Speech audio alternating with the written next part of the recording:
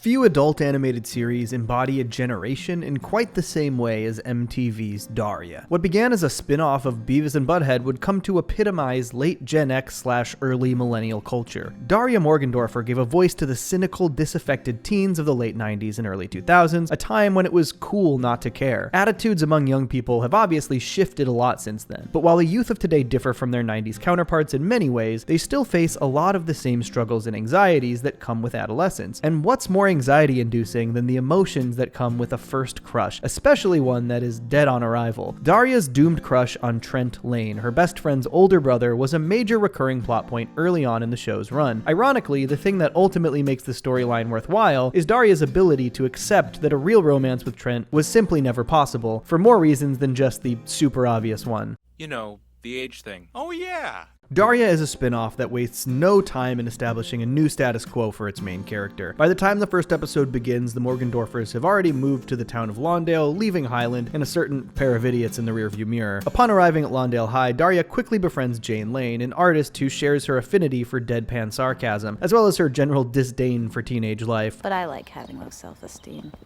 Makes me feel special. In the very next episode, we're introduced to Jane's older brother, Trent, who drives the girls to a party. Right off the bat, you can see that this man is basically every Gen X stereotype rolled into one. He's an unemployed slacker who plays guitar and probably hasn't changed his clothes in days. Trent goes on to make several more minor appearances as season 1 continues, and the show starts to hint that Daria may have a bit of a crush on him. How about you, Daria?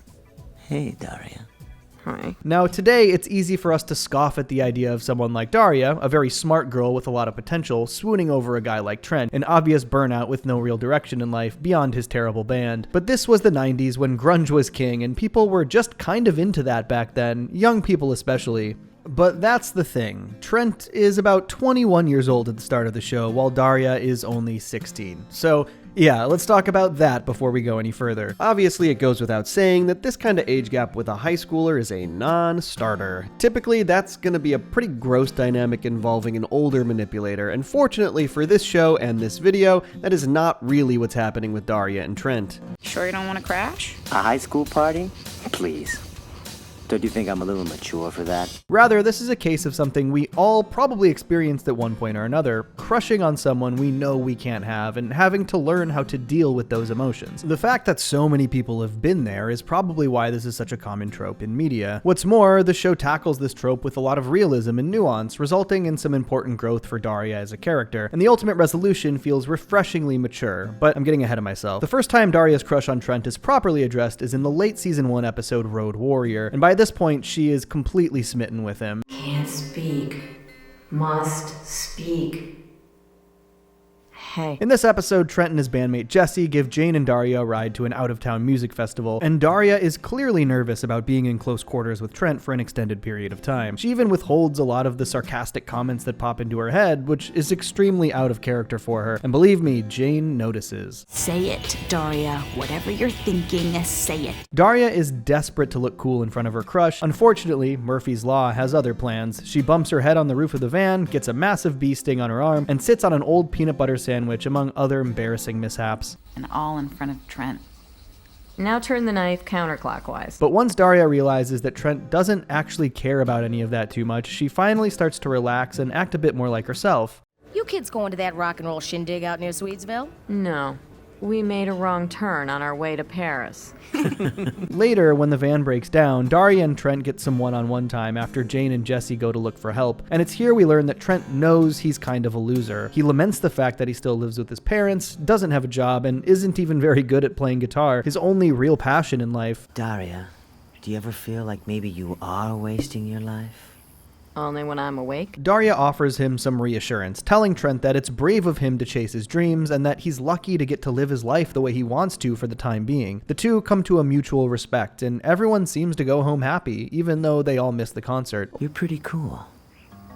Thanks. While we're here, we should also really talk about Jane's role in all of this, because she's actually very supportive of Daria's crush on her older brother. Jane is constantly egging Daria on and encouraging her to talk to Trent more. This really begins in Road Warrior, and it continues in the season 2 episode That Was Then, This Is Dumb, in which Jane and Daria agree to help Trent and Jesse sell some old records at a flea market. You should thank me. It's a chance for you to spend some quality time with Trent. And the flea market is so romantic this time of year. What makes Jane's actions interesting is the fact that she probably knows better than anyone that Daria and Trent will never actually get together. In fact, there's almost no way she'd be cool with it if they did. So then why has Jane appointed herself as quasi-matchmaker? Well, there are a few reasons. For starters, it allows her to have a bit of fun at Daria's expense. Is that lipstick? I just had a lollipop. Sure you did, kid. But she also sees it as doing her friend a favor. Keep in mind, one of Daria's defining characteristics is that she struggles to genuinely open up to people. Being vulnerable is basically her kryptonite. Jane knows this, and thinks that by nudging her and Trent together, she can get Daria to become more comfortable talking about her feelings. Jane does this not because she wants them to become a couple, but because she wants Daria to be able to work through her crush on Trent, move past it, and maybe even carry what she's learned into her first actual romance. Most importantly, Jane wants to show Daria what she's feeling is perfectly normal. It's something everyone goes through, so she shouldn't feel too self-conscious about it. This idea is on full display in the penultimate episode of season 2, Pierce Me. When Trent calls Daria to set up a secret rendezvous, a million thoughts race through her head. Trent? Jane's brother? For me? And part of her no doubt thinks that this could finally be her chance. It even throws off the audience expectations a bit, since Trent doesn't want Jane to know about this meetup. But this is all just one big misdirect, and Trent soon tells Daria the real reasons he wanted to meet up. Daria, Yes? I want you to help me pick out a birthday present for Jane. Oh.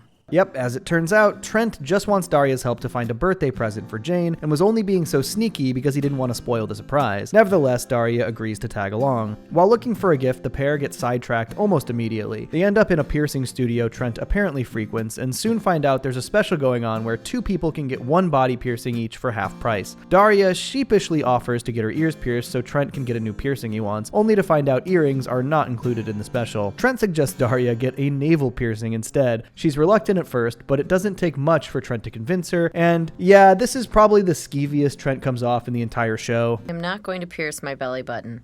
It never did anything to me.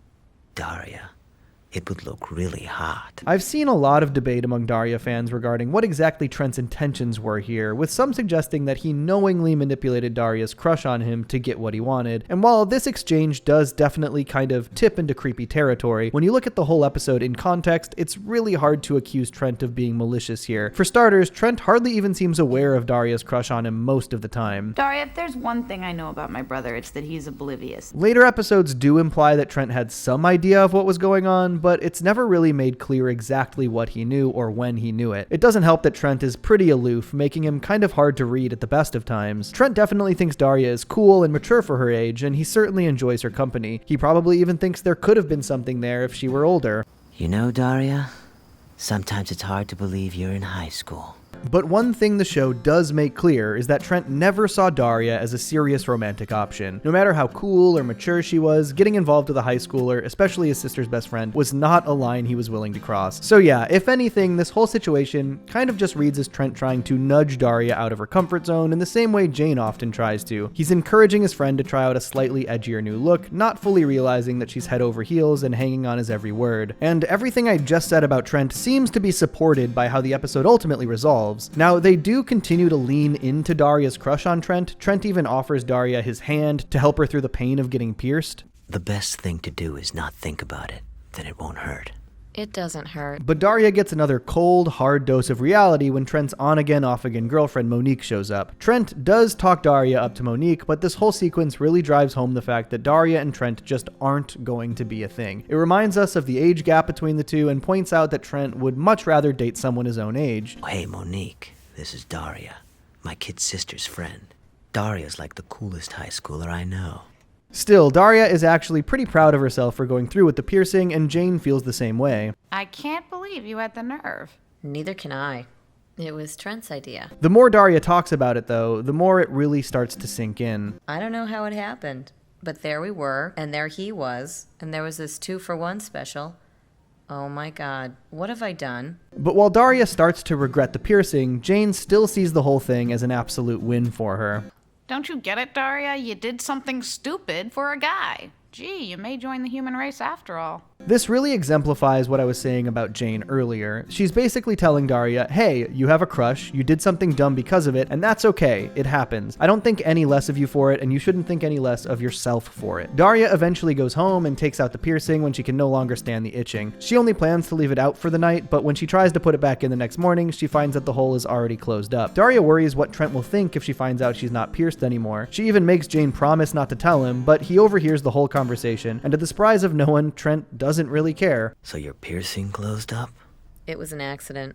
Yeah, that happens a lot. And it doesn't make you a geek, right? Of course not. Arguably, the biggest takeaway from Pierce Me is that Daria isn't immune to the pitfalls of adolescence. She prides herself on not caring what others think about her, but after she gets a piercing to impress a crush, she starts to wonder if her convictions are really as strong as she'd like to believe. This idea is further explored in Through a Lens Darkly, the first episode of season 3, if you're going by production order. In this sort of premiere, Daria's mother Helen encourages her to get contact lenses after she realizes that the thick rims of Daria's glasses are impairing her peripheral vision while driving. Daria initially resists, viewing her mother's reasoning as a Trojan horse. Helen has apparently floated the idea of contacts before, since she thinks ditching the glasses would improve her daughter's self-image. Daria views her glasses as a symbol of her convictions. She believes that by getting contacts, she'd be admitting that she does care what people think about her, which would make her a hypocrite. Daria eventually agrees to give contacts a try, but can't really even make it through the first day after they start to seriously irritate her eyes. She decides to take them out before the school day ends, and since she didn't bring her glasses as a backup, Jane has to guide her on their walk home. Trent only appears one time in this episode, but his words still carry a lot of weight with Daria. Hey, Daria.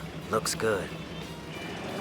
Now watch out for the girl with a red face who's forgotten how to walk. This brief moment likely influenced Daria's next move. The next day, she can't bear to put her contacts back in, but doesn't want to wear her glasses either, so she spends the whole day stumbling around school and bumping into people. Daria eventually retreats to the bathroom, clearly very upset with herself, and Jane tries to talk her down. She tells Daria that it's okay to be a little vain every now and again, and it's normal to care about what others think about you, and that while it's good she has convictions, she's still just a teenager and shouldn't have to hold herself to such a high standard all the time. For God's sake, Daria, who told you had to be a martyr to principle? You're a teenage girl, not Nelson Mandela. He wears glasses. As for Trent, his involvement in this episode is pretty minimal, but the fact that it's such a perfect companion to Pierce Me really makes it feel worth mentioning. Let's get back on topic though. This story reaches its climax, if you can call it that, in the episode Les Miserables. Good title. When Jane and Trent's other siblings all descend upon their house at once, Jane flees to the Morgendorfers. Trent tries to stick it out a bit longer, but soon follows suit, and Daria's reaction to the idea of Trent staying overnight is pretty much exactly what you'd expect. Trent, would you like to stay here tonight? What? As a side note, this episode actually sheds a lot of light on why exactly Trent is the way he is. It was always obvious that Jane and Trent were raised in a pretty neglectful household, something they probably caught the brunt of on account of being the two youngest siblings. In fact, Jane and Trent seem to be the only two members of the Lane family who actually take care of each other, even if Jane is definitely the one doing the heavy lifting. Where are you going? Who are you, Mom? No, Mom would never ask where you're going. Exactly. When Trent gets in trouble with Daria's parents for breaking curfew, he admits that he never had any real parental structure in his life. Trent also seems acutely aware of the fact that this overly lax upbringing is the reason he lacks any kind of self-discipline. I'm sorry I broke the rules. We don't really have any rules at our house. We even find out that when Trent was younger, he once spent 6 whole months living in a tent in the backyard. His parents did nothing about this, as his mom assumed he just liked it better out there. In reality, Trent spent the entire time just waiting for someone to invite him back into the house, but no one ever did. The only person who seemed to pay him any mind was Jane, who was in charge of bringing him food. In a similar vein, we also learn that Jane and Trent's older sister, Summer, was once allowed to eat nothing but Pez candies for a whole year. It's honestly amazing the Lanes never lost custody of their kids. Anyway, while Daria is nervous when Trent comes to stay over, she manages to keep her cool and even jokes around with him a bit. Huckleberry Hound was much more of a joiner. Yeah, loser. But reality rears its ugly head one more time when Trent leaves the house for a date with Monique. This upsets Daria, but also serves as the catalyst for her getting over her crush on Trent. Taking some advice from her sister Quinn, Daria partakes in a thought experiment where she imagines what a future with Trent would be like, and it's not a flattering picture. In this fantasy, Daria is a scientist working double shifts to support Trent and their son. Trent, meanwhile, is still a lazy burnout who contributes absolutely nothing to the household. Daria and Trent never even officially got married because Trent overslept on their wedding day. But I'm not giving giving up. I'm determined to lie here on the couch until things turn around. It's here Daria realizes something important. Even if the legality of a romance with Trent wasn't in question, there's still the issue of compatibility. Daria may be attracted to Trent's looks and attitude, but his lifestyle is something she just wouldn't be able to endure as his partner, and at first this seems to do the trick. You okay there, sister-in-law? I think I just got over something. But this is also where the show's realism really comes into play. While big breakthroughs are key, dealing with complex emotions is still a precarious position to be in. You're not just going to be cured overnight, and after Trent breaks up with Monique for what is apparently the millionth time, all it takes is one poorly timed joke to make Daria backslide. Too bad you're not a few years older, huh? I could take you out. See ya. This comment from Trent triggers a new fantasy, and Daria realizes she's not quite out of the woods yet. Damn. The Daria and Trent saga wraps up in the season 3 finale, Jane's Edition. When Daria and Jane are given a multimedia assignment at school, they decide to enlist Trent to spice up the project with some music. Trent agrees, and Daria tells him that he has 2 weeks to compose a 30-second piece, which seems like a pretty reasonable deadline. As you might expect, though, Trent completely fails to deliver. Trent, that project is due tomorrow. When is that stupid music gonna be finished? Whoa. How do you know it's stupid? After Daria and Jane turn in their musicless project, Daria and Trent meet up to talk things out, and it really drives home just how worlds apart these two actually are. I don't believe in deadlines, Daria. They stifle creativity. Trent does apologize, and we get a pretty interesting piece of meta dialogue here. I guess it wasn't such a great idea for us to get together on this. No, I guess there was no way it could have worked out. Trent is talking about the project here, but this is also the writer's way of telling us that Daria's crush was doomed from day one. Daria and Trent were never going to become a couple, nor should they have. And the more Daria got to know Trent, the more she realized that. I always kind of felt you understood the way I think. I do, Trent. I do. Daria ultimately forgives Trent, who gives her a kiss on the cheek before the two part ways. Daria watches Trent walk out the door, finally able to let her crush go. It's super common in fiction and real life to have an older, unattainable crush. And because these often exist purely in fantasy, it takes real maturity to wonder whether you'd actually be compatible with that person. It takes even more maturity to admit that you wouldn't be. And it's only by finding that maturity that Daria is finally able to move on from Trent. If Daria and Trent had met a little later in life, they might have tried dating, but unless Trent had seriously altered his lifestyle by then, there's almost no way it would have lasted. Daria probably would have gotten sick of his shit immediately. But while a romance with Trent was never meant to be, this whole experience was still crucial to Daria's growth as a character. She needed to learn these lessons, and just like Jane wanted, this no doubt prepared Daria to navigate a real relationship. Little did either of them realize Daria was going to be put to the test a lot sooner than she thought. Hi, Daria. MTV's Daria is a series that showcases the trials and tribulations of high school as well as any. Trials like struggling to make friends or navigating romance for the first time. Daria Morgendorffer got her first taste of the latter in her show's first 3 seasons, ultimately managing to get over her doomed crush on Trent Lane. But the end of one romantic arc was also the beginning of another, and thus began Daria's most controversial storyline, a love triangle between Daria, her best friend Jane Lane, and a guy named Tom Sloan. Though this storyline is controversial, it was also essential to Daria's growth as a character, because while Daria is wise beyond her years in many ways, she's still a teenager with lots to learn, both about herself and about life. Thanks for getting lost in the moment with me. You're welcome. Daria's season 3 finale, Jane's Edition, is an episode that would alter the course of the show forever. This episode marks the first appearance of Tom, setting into motion a chain of events that carries through to the end of the series. When Daria and Jane are given a multimedia project at school, they decide to get Jane's older brother Trent to create some music for it. They plan to ask him that night at his band's gig, but plans change when Jane and Tom lock eyes from across the room and the two immediately click. You like convertibles? Sofas? Cars? Why, you got one? No, but the roof of my car is rusting through. Jane and Tom go on an impromptu date, leaving a confused Daria to talk to Trent alone. While Jane and Tom did promise to be back for the band's second set, Daria feels really awkward and put off by the entire thing, and ends up getting an early ride home from Trent. The next day, things are a bit tense between Daria and Jane, but, don't worry, that only lasts like an entire season or so. Where did you disappear to last night? Where'd I disappear to? I guess I kind of left you there while I went out with Tom. Daria goes over to Jane so they can talk about their project, but Jane once again gets distracted when Tom drops by. Daria steps into the kitchen with Trent, and she continues to voice her concerns. For his part, Trent tries to tell Daria that she should just relax and let things play out. Do you think it's weird that they just met last night and he's already inviting himself over? I guess he likes her. It's just so fast. This whole exchange isn't particularly reassuring, though. Trent bails when he realizes he's late for an audition, leaving Daria all alone once again, which is probably the worst thing for her at this stage, and her feelings of being ignored only grow stronger over the next several days, as Jane continues spending all her free time with Tom. But the first chance she gets, Daria makes it clear that she's not a fan of how things are going. You really don't like him, do you?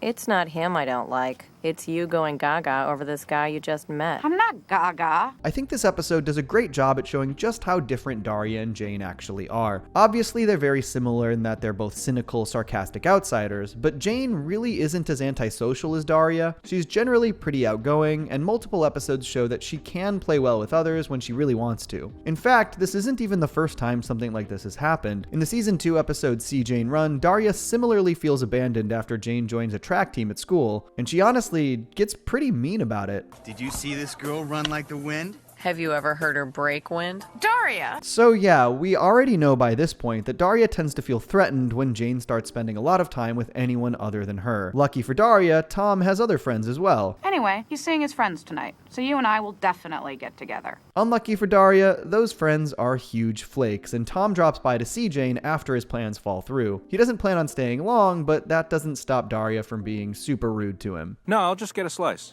I'm only gonna stay a minute. Want to borrow my stopwatch? Hey, Daria, if you want me to leave, just say so. This eventually leads to Tom storming off, at which point everything starts to boil over between her and Jane. In fact, Daria more or less tries to make Jane choose between the two of them. Jane understandably feels caught off guard and put on the spot by all of this. Daria ends up leaving as well, leaving Jane confused and upset. What the hell did I do? The mounting tension between Daria and Jane continues into the next day when they meet up to discuss their project. They even start taking it out on Trent, though to be fair, Trent still hasn't done his part of the project, even though there's only one day left until it's due. You guys are acting really weird.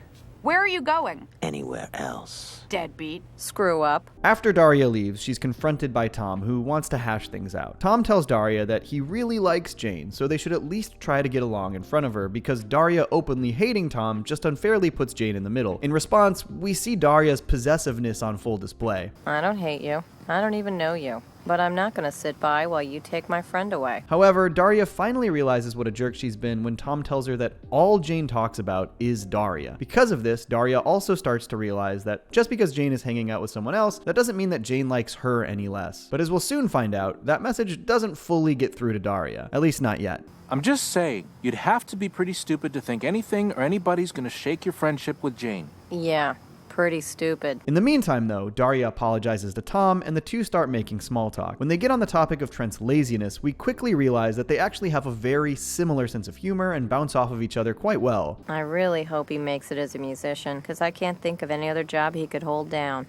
I don't know. You know those farmers that get paid not to grow anything? This is kinda mean, but it's also pretty accurate. Trent never even managed to finish the music for Daria and Jane's project. In fact, he never started it. After the girls turn in what they have, everyone goes out for pizza to put the whole thing to bed. It's here Daria finally gets over her 3-season-long crush on Trent and starts to acknowledge that maybe having Tom around won't be so bad after all. They don't look so bad together. I told you he's an okay guy. I suppose. This episode honestly feels like a better version of See Jane Run in that it doesn't let Daria off the hook quite so easily. That episode kind of gave her an easy out by revealing that Jane's new track friends were huge jerks all along. Here though, Daria is forced to confront the fact that not every new person who comes into Jane's life is going to be terrible, so she's going to have to learn to coexist with them at some point. And that's exactly what she starts doing. Daria, Jane, and Tom all sit down for a slice together, signaling the start of a new status quo for the series. But by the time we get to the season 4 premiere, Partner's Complaint, we find that things have regressed a bit, with Daria going back to being a little short with Tom. See you later, Daria.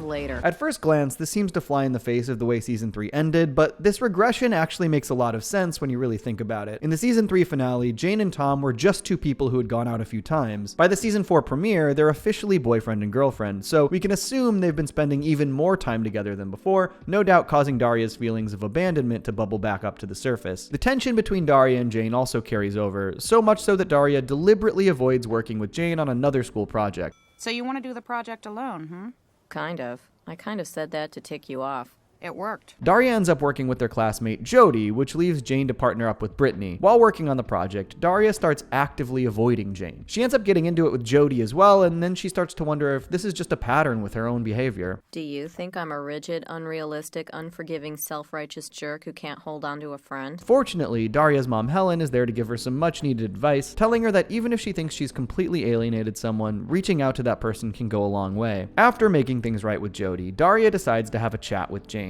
But despite the fact that Daria was very much in the wrong here, Jane says she doesn't have to apologize. Instead, Jane gives Daria some much-needed reassurance, telling her that she still cares about her a lot, even if they don't see each other as often as they used to. It's a pretty sweet moment, all things considered. Well, maybe you just forgive that friend for what she did without even asking for an apology. Just to let her know, that you're still best friends. There's no question Daria has been unreasonable thus far, but you have to remember how guarded she is. It is exceedingly difficult for Daria to let people get close to her. True friends like Jane do not come around very often for her, so the last thing she wants is for something or someone to come between them. You can definitely understand why she feels the way she does, even if she doesn't really know how to handle it in a healthy way yet. Daria's main problem is that she hasn't really communicated any of this to Jane. She just kind of lashes out in very surface level ways without getting to the heart of why all of this bothers her so much. Jane knows her friend very well, but she's not a mind reader, and Daria's continued inability to be vulnerable and talk about how she really feels is something that would permeate the rest of the story. Still, I think this episode is important because while Daria did hash things out with Tom in the season 3 finale, she never really did the same with Jane, so their heart-to-heart here really signifies a more genuine return to normalcy, even if it ended up being a brief return to normalcy. We get the sense that everything is cool, maybe a little too cool in the next episode, Antisocial Climbers. Tom is only mentioned in this one,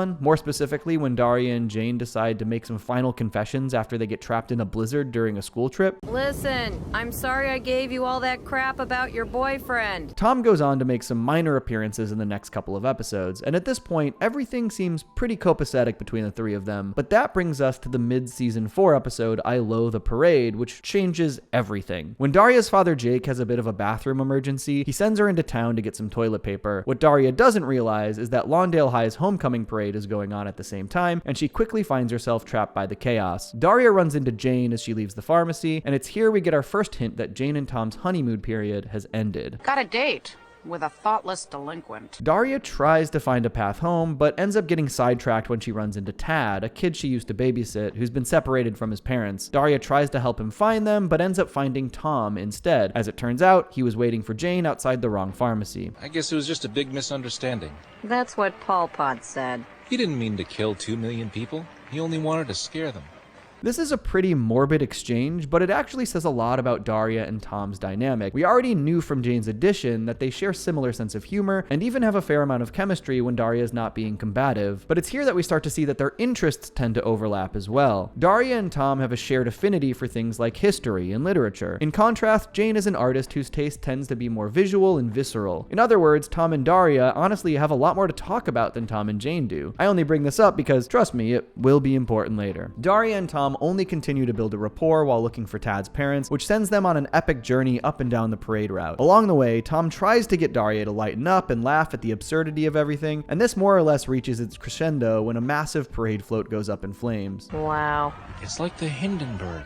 Oh, the lack of humanity. The thing is, making fun of the parade is exactly what Tom and Jane had planned on doing together, but Tom lets it slip that he actually prefers doing it with Daria. It's okay. By now, she'd be so busy snapping pictures, she'd forget I was even here. You know how she is. Daria and Tom eventually reunite Tad with his parents and go back to mocking the parade together. We then get a bit of foreshadowing when Ted, a guy Daria briefly had a crush on back in season 2, snaps a photo of her and Tom for the Lawndale High yearbook. Thanks, Daria. It's for the yearbook. I'm getting some really great pictures of couples tonight. No, Ted, we're not. I don't even go to this school. As a side note, I find it amusing that Daria only has 3 love interests in the entire show, and they all have names that start with T. Guess she's got a type, naming convention-wise. Anyways, Daria and Tom finally run into Jane, who's slightly annoyed, but mostly surprised they actually managed to get along without her. They're all about to go out for pizza when a mishap involving some paint makes Daria decide just to go home instead. As Jane and Tom head off on their own, Tom longingly glances back at Daria, another sign of things to come. It's a really bittersweet ending where no one really seems happy, least of all Jake.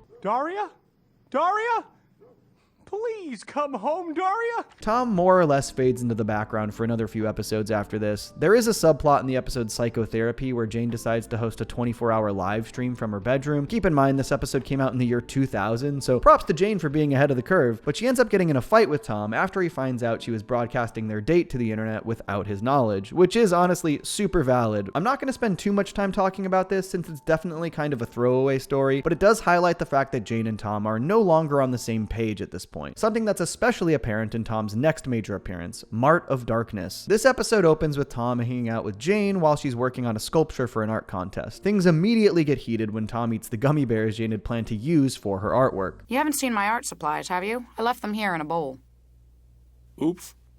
Damn it! With Tom in the doghouse, Jane drags Daria to the local wholesale store so she can buy more gummy bears. While venting about what happened, Jane once again voices her anger at Tom for eating the first batch, but after some questioning from Daria, Jane admits that she never actually told Tom the gummy bears weren't for eating. They were also in the kitchen, nowhere near her other art supplies. Well, now that I think about it, I may not have actually told him they were from my statue, but he should have known. Definitely. I don't have a leg to stand on, do I? To be fair to Jane, there is blame to go around here. While she should have told Tom the gummy bears were for her sculpture, he should have asked before helping himself. It's yet another breakdown in communication that's emblematic of this stage in their relationship. What's interesting about this episode is that Jane and Tom never actually make up, at least not on camera. They both plan on apologizing to one another, but we never see it happen. And by the penultimate episode of season 4, Fire, these two are clearly sick of each other. How about Screecher 2? I heard those blood-sucking eyeballs look really cool when they burst. Actually, I'm kind of in the mood for a movie with a plot. Jane and Tom seem to realize they're not as compatible as they initially thought, but neither seems willing to break it off. On top of that, like I said before, Tom's interests are obviously more aligned with Daria's, and this starts to make Jane suspicious. Hey, Daria left me a message about a Fellini film festival. Oh yeah?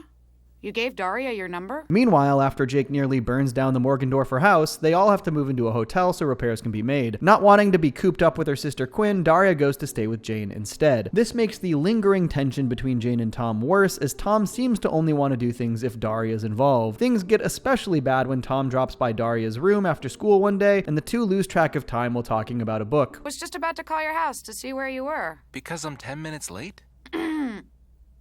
Wow. 7 o'clock. Jane gets angrier and angrier, but eventually does try to talk things out with Daria, letting her know that all the time she's been spending with Tom makes her feel insecure. Jane even accuses Daria of luring Tom to her room on purpose. Daria tells the truth, that Tom stopped by while on his way to see Jane, and the two got to talking. And we get one of the most brutal moments in the show when Jane points out that the room Daria has been staying in is on the other side of the stairs from her room. So, the only way he could have stopped by is if he went that way to see you before he came this way to see me. Oh. Daria gets Jane to lay off of her a bit by pointing out that things between Jane and Tom were already kind of on the rocks, but while Jane concedes that point, she still goes out of her way to keep Tom away from Daria. Yes, Jane is being paranoid here, but she's not exactly that far off base. Despite her insistence otherwise, Daria knows full well that something's brewing between her and Tom. Tom knows it too, but neither of them are willing to come out and say it. For her part, Daria seems to think that if she just doesn't acknowledge it, the whole thing will blow over. Trent, of all people, is the one to call her on this, and we get a rare instance of Jane's older brother offering some genuinely sage advice. No one said you meant for it to happen, but there's no use playing dumb. This is a really great moment because Trent is basically telling Daria, look, this isn't your fault, but it is your problem. And if you keep ignoring it, it's only going to get worse. This forces Daria to be honest with herself and finally confront her feelings for Tom. Go on, Daria, why don't you chime in? Daria? Everything comes to a head in the season 4 finale, Die, Die, My Darling. But you know, like hair dye. Pretty good. When Jane decides to try out a new look, she asks Daria to help her dye her hair. Of course, this sort of thing is completely out of Daria's wheelhouse, and Daria repeatedly pleads with Jane to ask someone else. But Jane refuses to let Daria out of it, and is pretty much mean to her throughout the entire process. Which, just some general life advice, maybe don't try to piss off the person you're planning to let near your head with a bunch of chemicals. Just doesn't seem smart. Daria does try her best though, but of course ends up botching Jane's hair anyway, and Jane finally tells Daria how she really feels. You did this on purpose! to take Tom away from me. What? Get out of here, Daria. But that's the thing. It's actually Jane who did all of this on purpose. Jane knew Daria would do a bad job and just wanted an excuse to start a fight. She did at least try to talk things out with Daria in the previous episode, but when their not very open and honest conversation failed to really resolve anything, she let her paranoia get the best of her and resorted to the nuclear option. Jane tells Trent how Daria ruined her hair in a moment that actually kind of mirrors the gummy bear fiasco, with Jane realizing how poorly she handled the situation after her brother presses her for the whole story. Well, she didn't. Actually, I kind of made her. Why'd you do that? Jane fixes her hair and agrees to another chat with Daria. Daria once again promises there's nothing going on between her and Tom, but just when it seems like the hatchet's been buried, Tom shows up to have his own chat with Daria. We have no situation. Leave me alone. I gotta go. Wait, why is everyone so mad at me? Things come full circle as Daria starts to lash out at Tom for entering her and Jane's lives in the first place. For his part, Tom says all he did was go out with a girl he liked and they ended up getting sick of each other. He also asserts this happened naturally and Daria had nothing to do with it. Oh yeah? Would you still be bored with her if I weren't around? Probably. And more to the point, she'd be bored with me. Daria and Tom also claim not to be interested in each other. After all, neither of them want to hurt Jane, and they couldn't possibly stab her in the back like that, right? Damn it! Damn it, damn it, damn it! Yep, Daria and Tom kiss. Twice. Tom definitely initiates the first one, but the second is undeniably mutual, and that's exactly what makes this scene so impactful. After the first kiss, Daria still has an out. She still has a chance to do right by Jane and walk away, and for a nerve-wracking few seconds, we as the audience think she just might do this, that everything could still be okay, but then she kisses Tom back, effectively crossing the Rubicon, and in that moment, we're hit with the realization that there's no going back. I liked it too. That's not funny. I know. To her credit, Daria immediately fesses up to Jane about what happened. Jane runs off to confront Tom, and to his credit, he does try to take full responsibility for everything. Jane and Tom actually end up having a pretty respectful conversation where they basically admit that they should have broken up long before things got to this point. And weirdly enough, Jane actually encourages Tom to start going out with Daria. Hey, she's all right. Give her a chance. What are you talking about? You want me to go out with her? Of course not. I mean, I don't know. This isn't totally out of nowhere either. As we talked about in the previous Daria video, Jane was constantly egging on Daria's crush on Trent in an effort to get Daria to come out of her shell and make new connections. So this whole thing feels like a real be careful what you wish for moment. Make no mistake though, Jane is still justifiably furious at Daria when they speak again. So you don't hate me? Of course I hate you. You tell me you're gonna stay away from him, and 5 minutes later you're making out in a car. Why'd you even get in? So they both express hope that they can be friends again. But Jane obviously needs some space first, and the two part ways. Season 4 ends on a pretty major cliffhanger as Daria gets a phone call from Tom, the details of which are left up in the air. Fortunately, fans of the show wouldn't have to wait until season 5 for a resolution. They got their answers less than a month later in Daria's first TV movie, Is It Fall Yet? As the school year wraps up, Jane and Daria are back on speaking terms, but things are still pretty chilly between them. Daria hopes to talk things out one last time before Jane goes off to an art colony for the summer, but Jane isn't having it. You don't get it, do you? I don't want to talk about it. I don't want to think about it. I told you I'm not mad at you about Tom. Now let it freaking go, okay? We also find out that Daria and Tom are now officially a couple, and this movie is the first time they properly acknowledge the fact that Tom comes from a wealthy family, something that had only been implied before this. This is important because Tom's family comes off as kind of elitist, which Daria finds really off-putting. This, combined with her guilt over stabbing Jane in the back, actually prompts Daria to break things off, but that's not the only reason, and Tom makes a pretty astute observation. Why don't you say what you're really afraid of? The idea that you might actually start caring about someone, because that would make you vulnerable. And yes, Daria's fear of vulnerability has been a defining aspect of her character from day one. In fact, her inability to open up is part of the reason she's in this mess. At the same time, though, it's pretty understandable that addressing this problem with Tom isn't super high on her priority list right now. Still, Daria starts to second guess her decision to break up with Tom after a chat with Quinn, who points out that they're actually pretty compatible, and that Daria shouldn't judge someone based solely on who their family is. But there's still one other matter to resolve. I don't want to talk about it, okay? Nothing you could say can change that. I'll pay you. Trent's band is playing a show near Jane's art colony, so Daria tags along. I should mention that Jane's summer hasn't exactly been going well either. She ends up really disliking the art colony due to how pretentious everyone there is, and the one friend Jane does make, someone she clearly saw as a potential replacement for Daria, ends up making a pretty aggressive pass at her, leaving her feeling confused. In short, both Daria and Jane could really use a familiar face. I really missed you this summer. Well, I really missed you too. Only don't ask me to sleep over. Huh? Nothing. The two finally bury the hatchet for real, and Jane encourages Daria to give Tom another chance, promising she's actually okay with it this time. Jane and Tom even manage to patch things up after she returns home. Daria and Tom get back together with Jane's blessing, and all seems right with the world. You want to go for a ride? Actually, we were just... Saying goodbye.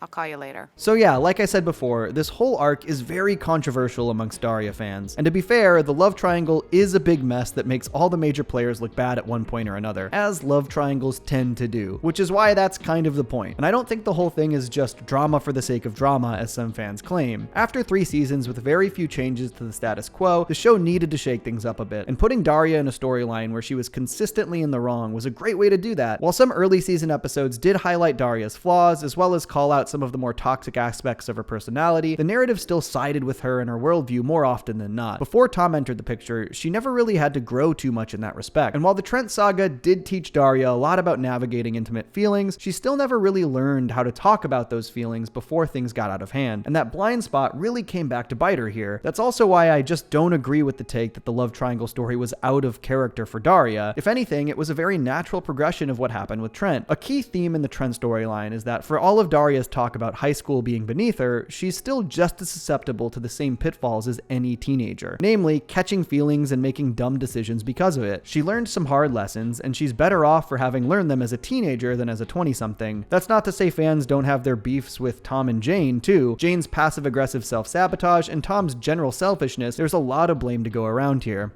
I'm a real idiot. There's no question about that.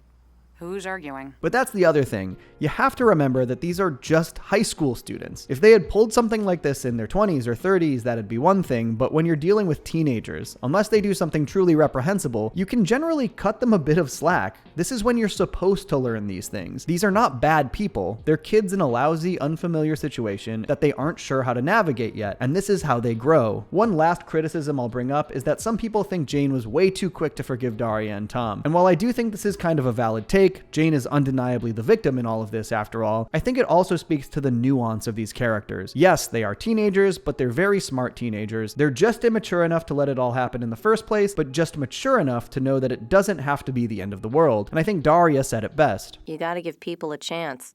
Otherwise, there's no point to the whole being human routine. That said, the story does not end here, as there's still the matter of Daria and Tom's actual relationship, but that's a topic for next time.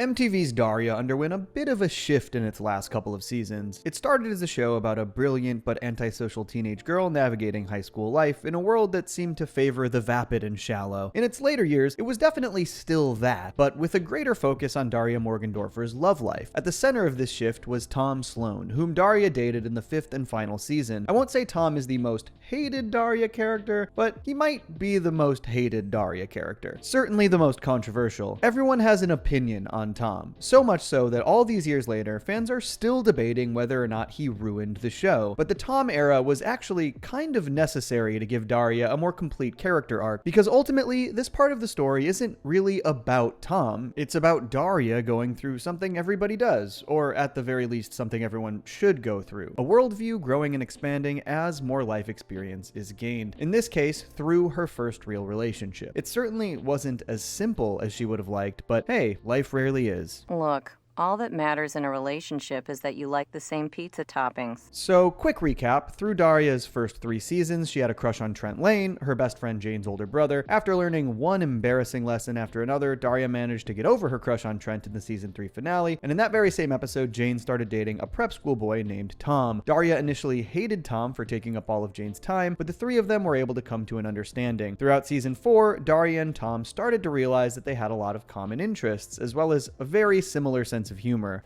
Hey, the prince. Planning on taking over a country? Well, not now that you've ruined the surprise. This made Jane suspicious, especially once her own relationship with Tom started to fall apart. On top of that, there had been lingering tension between Jane and Daria since season 3. It all reached a boiling point in the season 4 finale when Tom and Daria impulsively kissed behind Jane's back. Jane and Tom broke up, Jane and Daria put their friendship on an indefinite pause, and Daria tentatively started dating Tom. Everything was resolved in Daria's first TV movie, Is It Fall Yet? Daria actually breaks up with Tom here, both out of guilt for betraying Jane and because she's put off by Tom's wealthy family. Daria and Jane eventually reconcile, and Jane even convinces Daria to give things with Tom another shot, setting the stage for this new romance to truly begin in season 5. How are you doing? I'm okay.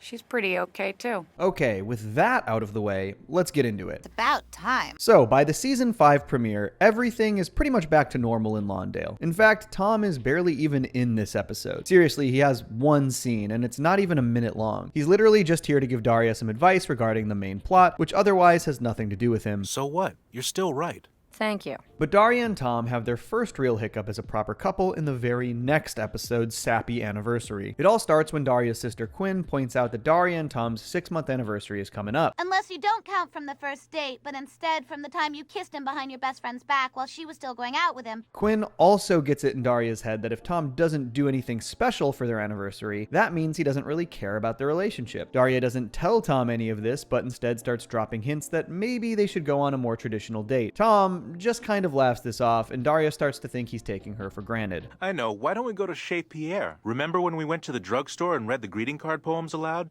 That was a fun date. Yeah. So right away here, they're continuing a major theme from both Daria's crush on Trent in the first 3 seasons and the love triangle storyline in season 4. That being that Daria is more like a typical teenager than she cares to admit. I know I shouldn't care whether or not he gives me presents or remembers our anniversary, but I think I do. And then I hate myself for caring. Daria often makes it clear that she thinks high school is beneath her, but when it comes down to it, she's just as susceptible to the same dumb teen drama as her peers, whether it's piercing her belly button to impress a crush, fighting with her best friend over a guy, or getting mad at that guy for forgetting it's their anniversary. I can't say anything because then he'll know I care and it won't be the same as if he thought of it himself, and oh God, listen to me. Basically, Daria has built her personality around not caring about the same things that other teenage girls care about, and when she realizes that she may actually care about those things after all, she gets angry at herself, like she's somehow betraying her own morals by having perfectly normal feelings. Wow, you sound almost human. And if Daria didn't feel taken for granted before, she definitely does when she finds out that Tom did make a big romantic gesture for Jane back when they were dating, like hiring a restaurant band to play her favorite song. But they didn't even play the whole song. And the breadsticks were stale. I mean, really stale. Bad breadsticks. The next time they hang out, Daria snaps at Tom while continuing to dance around the issue, and this highlights another recurring theme in the show. I don't want to talk about it. You're mad, but you won't tell me why. Like I said in the Trent video, vulnerability might as well be Daria's kryptonite. And if you look back at the first movie, Tom recognized this pretty early. Why don't you say what you're really afraid of? The idea that you might actually start caring about someone. Because that would make you vulnerable. Daria is happy to be brutally honest about something when she doesn't have any real skin in the game, but she'll do anything to get out of discussing something that really affects her emotionally. She'll either passively ignore a problem and hope it goes away, actively run away from it, or, in this case, deflect and stonewall until the other person leaves. Just forget I said anything.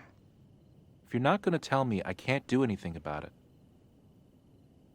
Okay. But it's here that we see the first bit of growth, as Daria starts to acknowledge that her way of doing things only ends up harming her relationships. Boy, jump down someone's throat, refuse to tell them why, and suddenly they stop calling you. I should say, Tom isn't exactly the best communicator either. This is something we saw during the love triangle arc. Yes, Daria should have told him what was bothering her from the start, but something clearly was bothering her, and it honestly took Tom way too long to pick up on that. He kind of lacks emotional awareness in that way, and it makes him come off as a bit dismissive. Normal dates are for people with no imagination. Either way, though, Daria goes over to Tom's, and the two finally talk it out, and right off the bat, Tom brings up an interesting point. Quinn brought it up.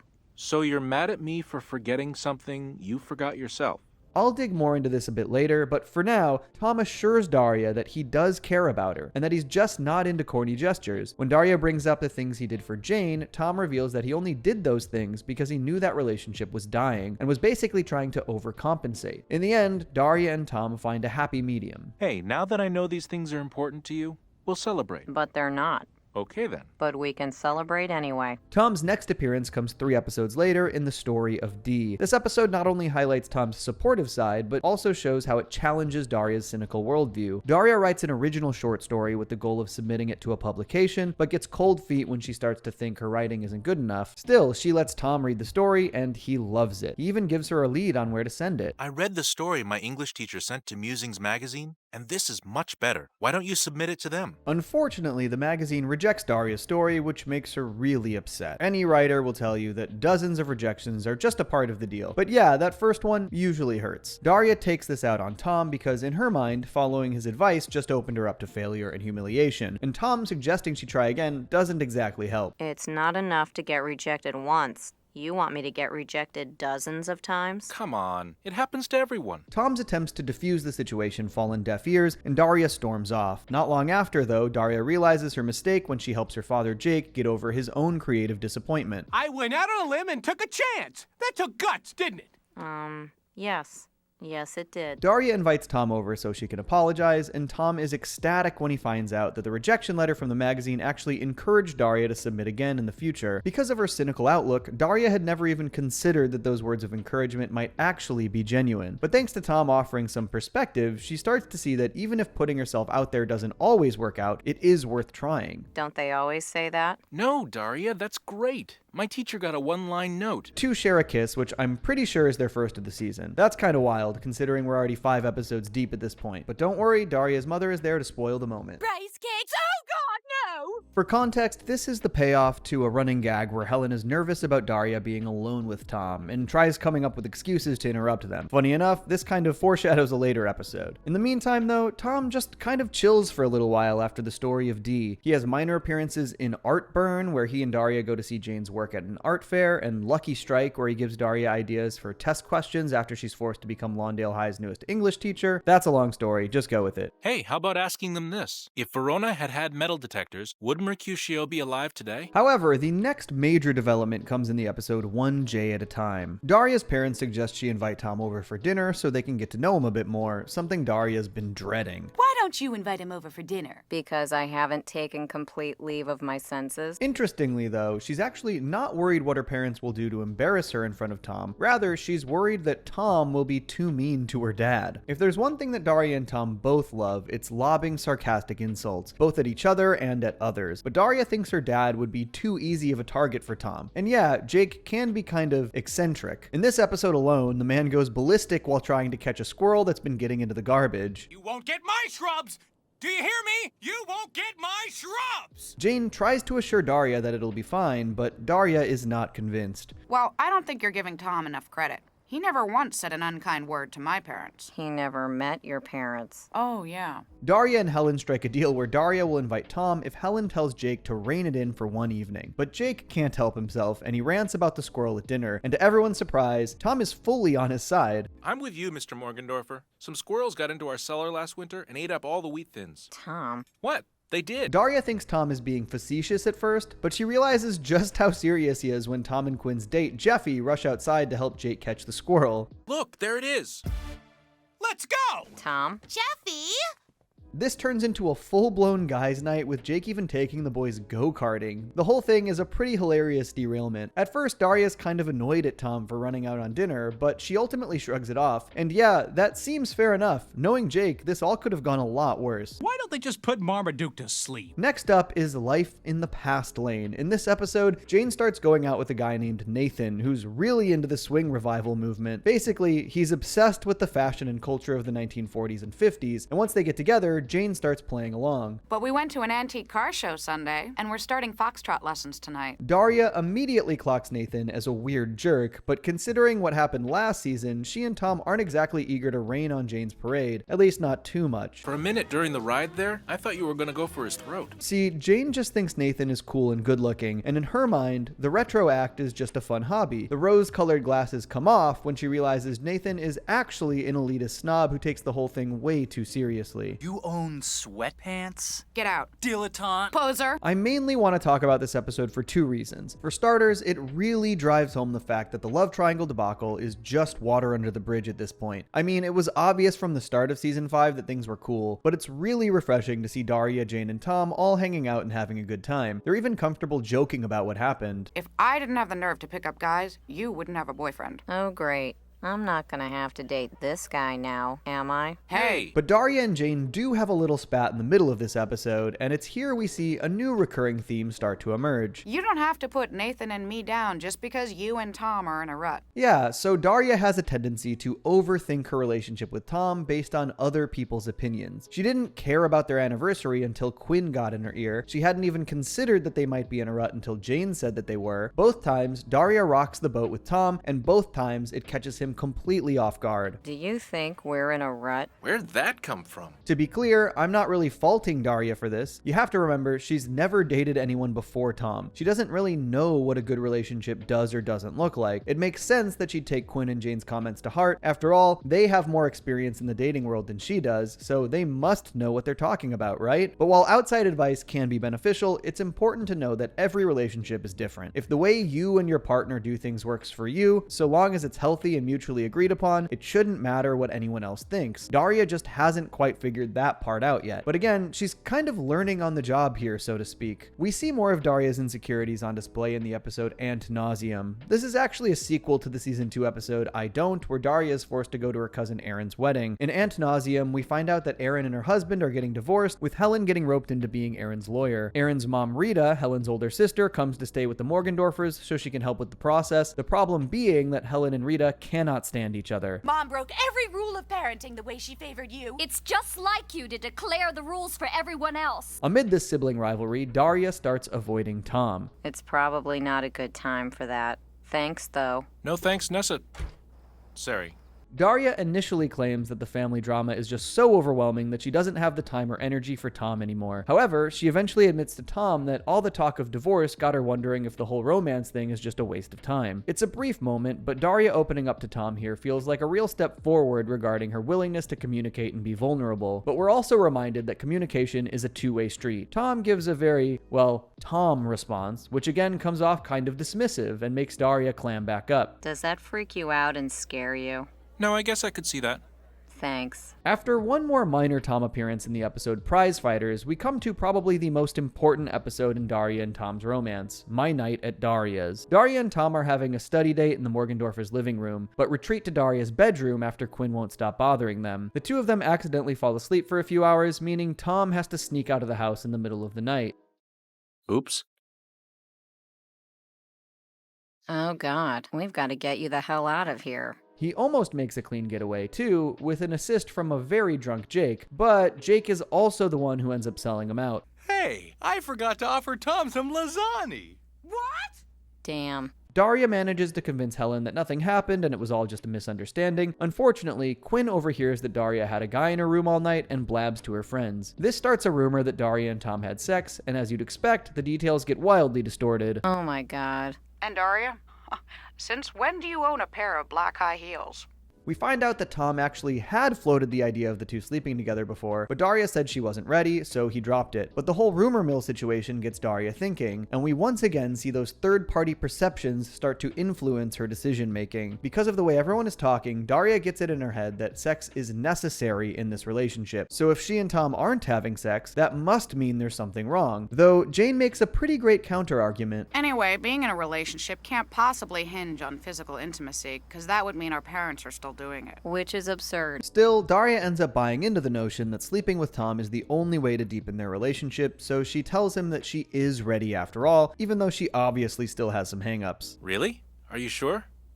Sure, I'm sure. She flip-flops quite a bit because of those hang-ups, which confuses and frustrates Tom, and to be fair, this whole thing was kind of sprung on both of them, all because of an honest screw-up. You said you weren't ready, so okay. Oh, fine. Just take me at my word. That is what you said, right? It doesn't help that Daria gets a lot of conflicting advice in this episode, none of which puts her at ease. One minute, Helen telling Daria what a huge mistake her own first time was. The next, Daria's friend Jodie is insisting that sex is nothing to be ashamed of, even if she doesn't seem to fully believe that herself. I promise. Soon as my parents are dead, I'll tell you all about it. Part of Daria is convinced she needs to have sex with Tom, while another part is convinced that doing so would be the biggest mistake of her life. That's a pretty tough position to be in, especially for someone who's still figuring out relationships on a fundamental level. And yet again, Daria finds herself deferring to people who are technically more experienced, but who also have their own experiences and opinions to go on. She doesn't really trust herself, though eventually she does give Tom a firm answer and the two set a date. I'm ready. You're sure? Positive. Spoiler alert, she is not actually sure at all. Because of this, she no-shows her planned rendezvous with Tom and actually breaks up with him via a Dear John letter. Tom confronts Daria to find out why, and she says that because she couldn't go through with it, that must mean their relationship is doomed. Tom responds by saying he doesn't agree with that and that it's okay if she's not ready. We then get a pretty telling exchange. It's not that I'm not ready, it's that I'm scared. Same thing. No, it's not the same thing. Daria explains it's not that she's nervous to have sex, it's that the mere idea of that much intimacy frightens her in a deeply intrinsic way. She's also afraid that if they did have sex and Tom was disappointed by it, that could ruin things between them as well. She figured Tom would want to break up with her because of all of these insecurities, but Tom assures her otherwise and the two get back together. I thought that's what you'd want. Think again. The reason this episode is so important is because a lot of the recurring themes I've talked about really kind of resolve here. For starters, Daria finally seems to learn that lesson I mentioned earlier, that she should have more confidence in her and Tom's unique way of doing things and shouldn't treat other people's beliefs as universal truths. There's also the communication aspect. Daria openly admitting why she's so afraid is honestly a huge moment for her. It finally seems to click that nobody can help her solve an emotional problem she's having if she won't even say what it is first. This goes hand in hand with the big one, Daria's fear of vulnerability and intimacy, a fear that was apparent long before Tom even entered the picture. And I'm so defended that I actively work to make people dislike me so I won't feel bad when they do. Can I go now? Daria is someone who puts up walls. By her own admission, her MO is to reject people before they get a chance to reject her. And even the people she does let get close, like Tom or Jane, she still tends to kind of keep at arm's length. But here, Daria proves that she can let those walls down and take one step closer. More importantly, she learns that things can be okay afterwards. You know, I think that despite ourselves, we just reached a new level of intimacy. And live to tell about it. This brings us to the season 5 finale, Boxing Daria. This isn't a very Tom-heavy episode at all. They establish right away that he's at his family's cove for a wedding, with Daria having declined to tag along. The meat of this episode is all about bringing the show full circle and forcing Daria to really confront her identity as an antisocial bookworm. Daria begins to spiral after painful childhood memories start to resurface, memories of how her perceived social problems impacted her parents' relationship. She tries to get some answers as to what exactly happened all those years ago, but Helen doesn't give her anything. Daria contemplates running off and calls Tom to ask if his invite still stands. Tom says that he still wants Daria to come up to the cove, but warns that the trip has been really boring and she probably wouldn't like it very much. Daria does not take this well. So you lied to me too. What are you talking about? You said you wanted me to come up. Now you say you don't. That's not what I said at all. Daria tries one last time to get answers out of her parents. Helen and Jake finally tell her that they were both going through a lot 11 years prior, and Daria's problems at school were simply the last straw that triggered a big fight. This is a lot to take in for Daria, who storms off and takes the car. Hello, Mrs. Sloan? Is Tom there?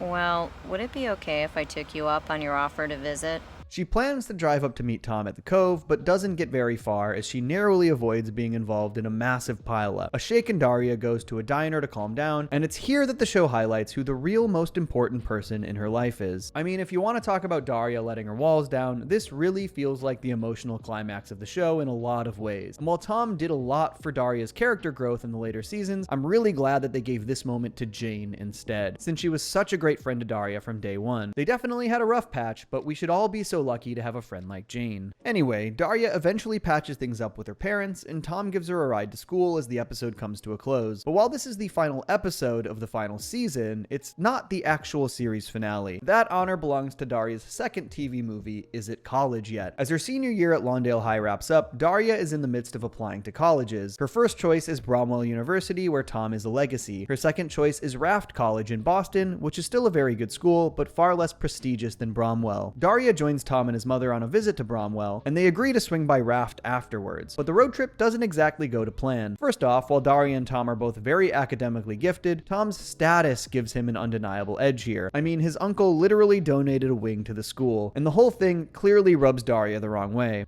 Are you as full of Bromwell lore as Tom? I doubt it. He seems to be really full of it. To make matters worse, the Sloans run into a family friend who just so happens to be a teacher at Bromwell. He offers to put in a good word for Tom if they stay a bit longer. Tom and his mother agree, and they're late to Raft as a result, causing Daria to miss her interview there. And once again, Tom lets his lack of emotional awareness show. Good thing we didn't get to Bromwell this late, huh? Tom, of course, gets into Bromwell. Daria is rejected by Bromwell, but accepted into Raft. When she tells Tom what happened, we get this exchange. I did get accepted to Raft. I can't believe it. I was sure you'd get in. Did I mention that I was accepted at Raft? Yeah. I mean, that's good. So yeah, I've talked a lot about Daria, but this movie really highlights Tom's flaws as a character, primarily his selfishness. We saw this trait on full display during the love triangle arc. Part of the reason things got so out of hand there was because Tom couldn't bring himself to break up with Jane before he and Daria got too close. Then, once they did break up, he immediately ran to Daria. Like I said in the video on that saga, it was a difficult situation for everyone involved, but while I don't think Tom is a bad person by any means, he definitely tends to put his own wants first. This is also the first time since the previous movie that this family's wealth is a significant factor. This kind of makes sense. Tom is very much a recurring character in the show after all. I know laying out all his appearances make it seem like a lot, but trust me, he doesn't occupy as much screen time as you might think in the grand scheme of things. Tom never quite graduates to main cast status, so they don't dig into his family life all that much. But we shouldn't forget that the Sloan's wealth was an early point of contention between Tom and Daria. I bring this up because Tom is very much a rich kid who doesn't want to be perceived as a rich kid, which could also explain why it's seldom brought up in the show. He's the kind of person who would say, "Oh, I'm not rich, my parents are." The fact that he lives in a mansion but makes a show of driving an old beat-up car kinda says it all. And we see in the first movie that he actively tries to distance his image from his family's lifestyle. You know, your whole elitist world. It's not elitist, and it's not my world. Look, Tom not wanting to flaunt his wealth isn't a bad thing, but as we see in the second movie, he is kind of a hypocrite, as he's more than happy to embrace his family status when it benefits him. You can definitely see why Daria is so annoyed. I'll get in the old-fashioned way, bribery and nepotism. She's even more annoyed when Tom offers to get his parents to write her a letter of recommendation for Bromwell. Daria initially refuses, not wanting to be a part of the nepotism that's been bothering her so much. However, she eventually accepts as a part of a deal to get Jane to apply to an art college in Boston. And despite the doubts that kept her from applying in the first place, Jane does get into her dream school as a result. Tom's letter doesn't make a difference for Daria though, and she's hit with another rejection. Daria and Tom go out for pizza to talk things over, and after congratulating Tom, Daria makes the snap decision to end things. That's a nice thing to say, even if that Daria voice of yours makes it sound like a kiss-off. Wait. I think we should break up. This feels abrupt, but it honestly makes a lot of sense. In the Trent video, I talked a lot about compatibility. How Daria was initially infatuated with Trent, but got over it when she realized just how fundamentally different they were. With Tom, it's a bit more complicated. At first, Daria wanted nothing to do with him. Over time, she realized that they had a lot of chemistry and shared interests, but once they actually started dating, she started to notice that while they are very similar in a lot of ways, they're worlds apart in others, particularly when it comes to Tom's lifestyle. I mean, let's be real. Daria and Tom were at odds for most of their relationship, and this is technically the third time they've broken up. The writing was on the wall here. Don't get me wrong, Daria really valued her relationship with Tom, and she learned a lot about herself from it, but it had run its course. And once it became apparent that they'd be going to different colleges in different cities, the decision was clear, and Daria stands by it despite how much it hurts them both. After the breakup, Daria and Tom have one last talk. Daria tells Tom she's glad they dated and that she's grateful for the experience, while Tom tells Daria how highly he thinks of her. I really look up to you, and your opinion's important to me. The two ultimately agree to stay friends and check in on each other every once in a while. Yeah, that's a good idea. Call me. That'll be nice. Daria and Jane go on to graduate from high school and toast to their upcoming college life in Boston as the credits roll on the series for the last time. Me at BFAC, you at Raft. You think it's true that things happen for a reason? Nah.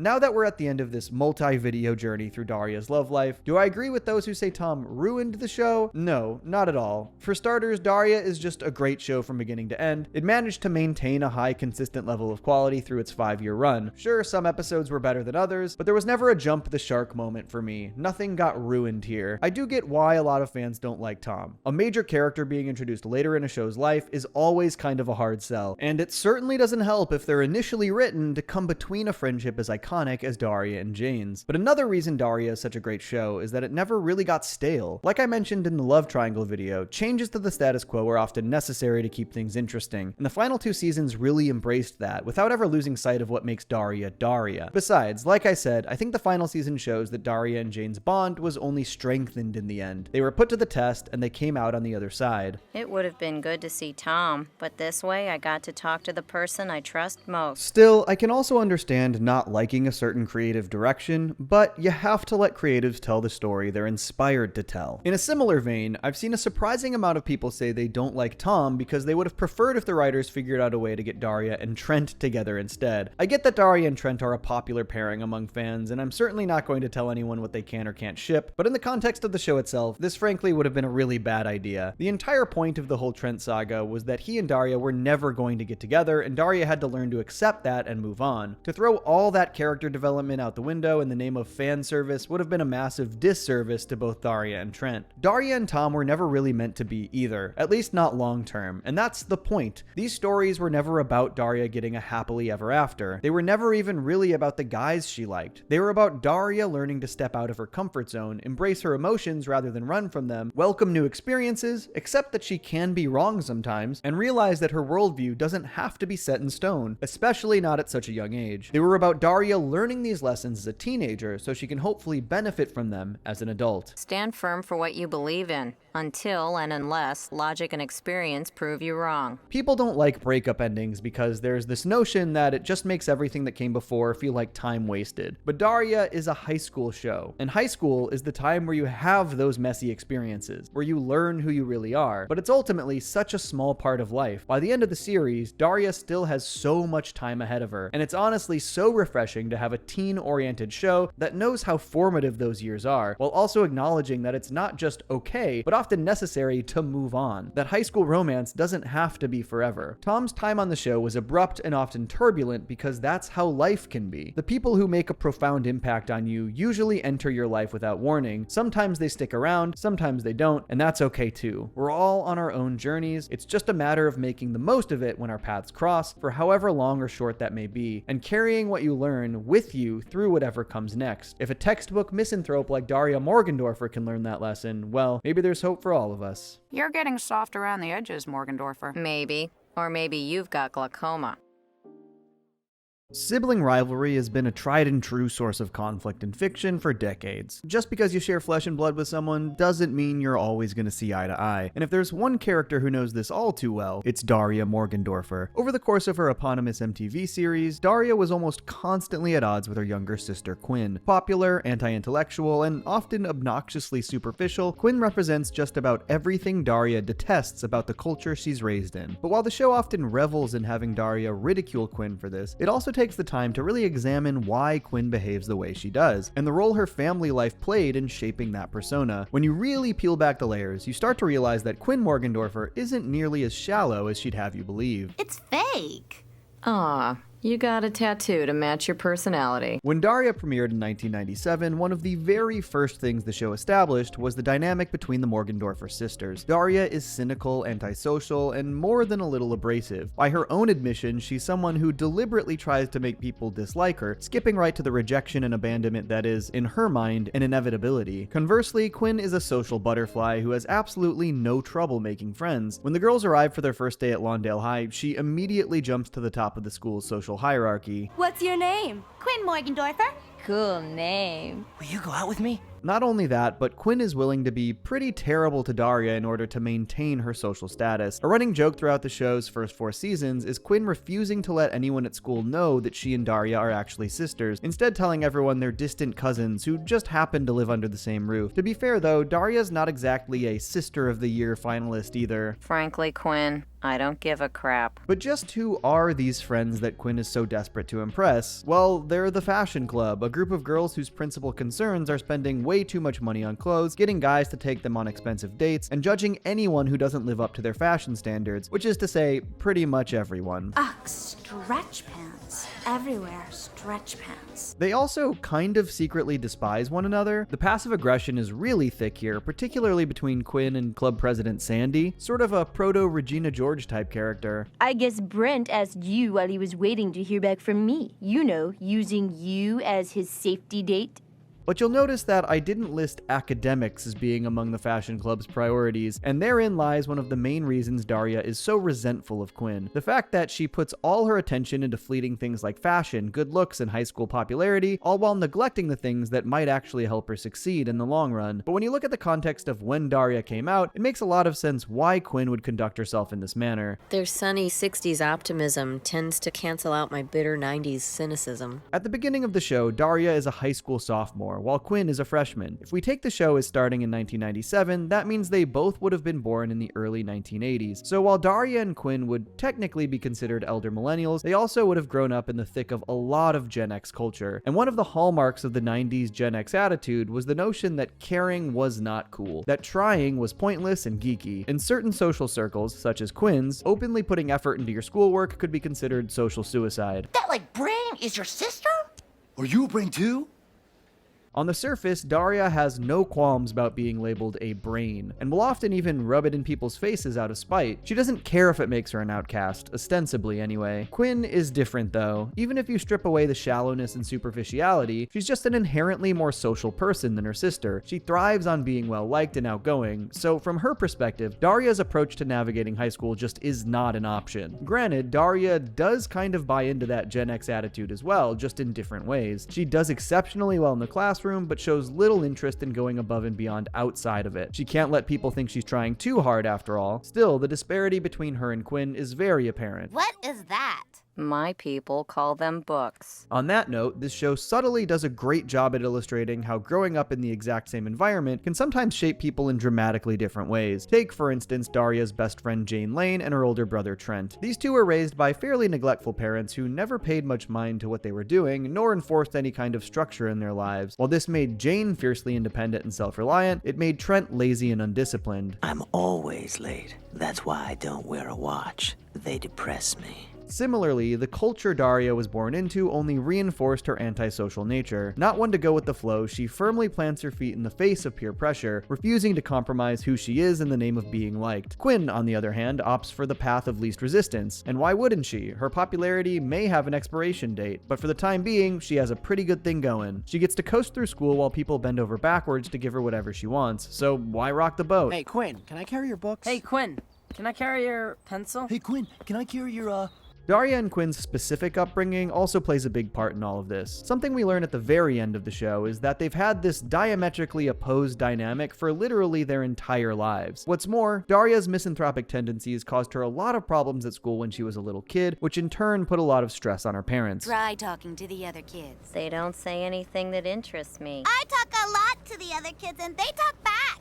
And while Quinn may have been a bit too young at the time to consciously remember a lot of these moments, they no doubt affected her on a subconscious level, reinforcing the idea that her approach is the better one. Daria, meanwhile, feels vindicated in her own lifestyle when she sees some of the vapid jerks Quinn surrounds herself with. Under no circumstances will the fashion club accept applicants with stubby fingertips. All that in mind, it should come as no surprise that Daria was not happy when Quinn started encroaching on her territory. I'm of course talking about the season 2 episode, Quinn the Brain. When Quinn's apathetic approach to school puts her in danger of failing English, she actually puts a modicum of effort into her next essay. And while the end result still isn't particularly great, it's leagues better than what people had come to expect from her. Her teachers and parents shower her with praise, and she embraces her new identity as an intellectual among her friends, something she's able to get away with on account of already being popular, for a while anyways. Quinn, that's amazing. Beautiful. Genius. This infuriates Daria, who's gotten nothing but straight A's her entire life, received no special praise for it at home, and was actively ostracized for it at school, only to watch her sister suddenly make being smart trendy. It doesn't help that from Daria's perspective, Quinn is nothing but a poser, something even Quinn herself would agree with. I mean, I really like the way this is getting to Daria, but I'm starting to feel like a phony. You're starting to feel like a phony? Daria also reveals that she doesn't really like her identity as the isolated smart girl, but can't bear to see that identity be stolen from her either, because who is she then? You've earned that resentment. It's your right. Daria does ultimately restore the natural order by giving Quinn a taste of her own medicine, but the show would once again explore this theme of begrudgingly accepting one's identity just a few episodes later, albeit from Quinn's perspective this time. In the episode Monster, Daria Daria and Jane are given a video assignment for school. They decide to make a movie about shallow teenagers with Quinn as their subject. Daria is fully prepared to put Quinn on blast, juxtaposing the perfect image her sister has curated for herself with the ugliness that can come out when that image is challenged. By the way, which is my best side? I know they're both good. If you can see any of my pores on camera, I swear I'll kill you. However, Daria has a change of heart when Quinn finally shows a bit of self-awareness. Quinn admits to Daria that, on some level, she knows the things she and her fashion friends say and do are shallow and unimportant, but she stays in that circle because it's something she knows she can do well, and doesn't really know what she'd do without it. And given what we learned in Quinn the Brain, it's at this moment that Daria almost certainly sees a bit of herself in her younger sister, maybe for the first time. Hell. Yeah. Quinn also confides in Daria that she doesn't like being perceived as stupid, and that brings us to another key aspect of what makes her tick. Quinn wears superficiality like a suit of armor because she's afraid of looking inside and finding absolutely nothing. While Quinn is definitely smarter than she lets on, she's worried that she's not as smart as she could or maybe should be. So she simply chooses to lean into what she knows, shallow as those things are. She wants to believe that she has some kind of depth, but is afraid to find out on the off chance that she's wrong. After all, Quinn's personality may be fake to a certain extent, but if you put on a front for long enough, it's gonna become who you actually are eventually. And one day the mask will be your face. We really see Quinn grapple with both her intelligence and her superficiality in Daria's first TV movie, Is It Fall Yet?, which aired between seasons 4 and 5. When Quinn gets her pre-SAT results back, she's distraught to learn two things. One, she didn't get a high enough score to get into the party school of her dreams, and two, she got more or less the same score as the other fashion club members. Because of this, Quinn starts to worry that maybe she is nothing more than a dumb, popular mean girl. Some other people got almost the same score. People you really thought you could do better than, although for personal reasons you'd rather not name them or say why. But Quinn shows some initiative when she decides to hire a summer tutor named David, a recent high school grad voiced by Carson Daly. If you're too young to know who Carson Daly is, look up TRL. At first though, Quinn keeps her vapid mask firmly on and almost blows the whole endeavor as a result. She'd rather talk on the phone with her friends about clothes and makeup than go over the material, and David threatens to walk. But you just said I was bright! So what? It doesn't matter if you're hell-bent on achieving complete brain atrophy before you're old enough to vote. Quinn knows she can do better, but is still caving into the societal pressures of the time, insisting she still doesn't really care if she can do better. It's only after Quinn admits that she does care that David agrees to stay, and from this point forward, she actually starts doing very well. Getting Quinn to lower that mask is like pulling teeth, but when she does, she finds that she is capable of breaking out of that box she's put herself in. And that's how Randolph Hearst's yellow journalism helped get the U.S. into the American-Spanish War. Close enough. The Spanish-American War. This movie really drives home the idea that Quinn isn't like the other fashion fiends at the end of the day. They all decide to give tutoring a try, and one by one, they all drive David away with their self-centered antics. This toaster's really shiny. The only one who's able to see it through to the end, the only one who David sees actual promise in, is Quinn. But over the course of the summer, Quinn also starts to fall for David a bit, leading to one of her most vulnerable moments as a character. I like you. I like you too. No, I mean I like you.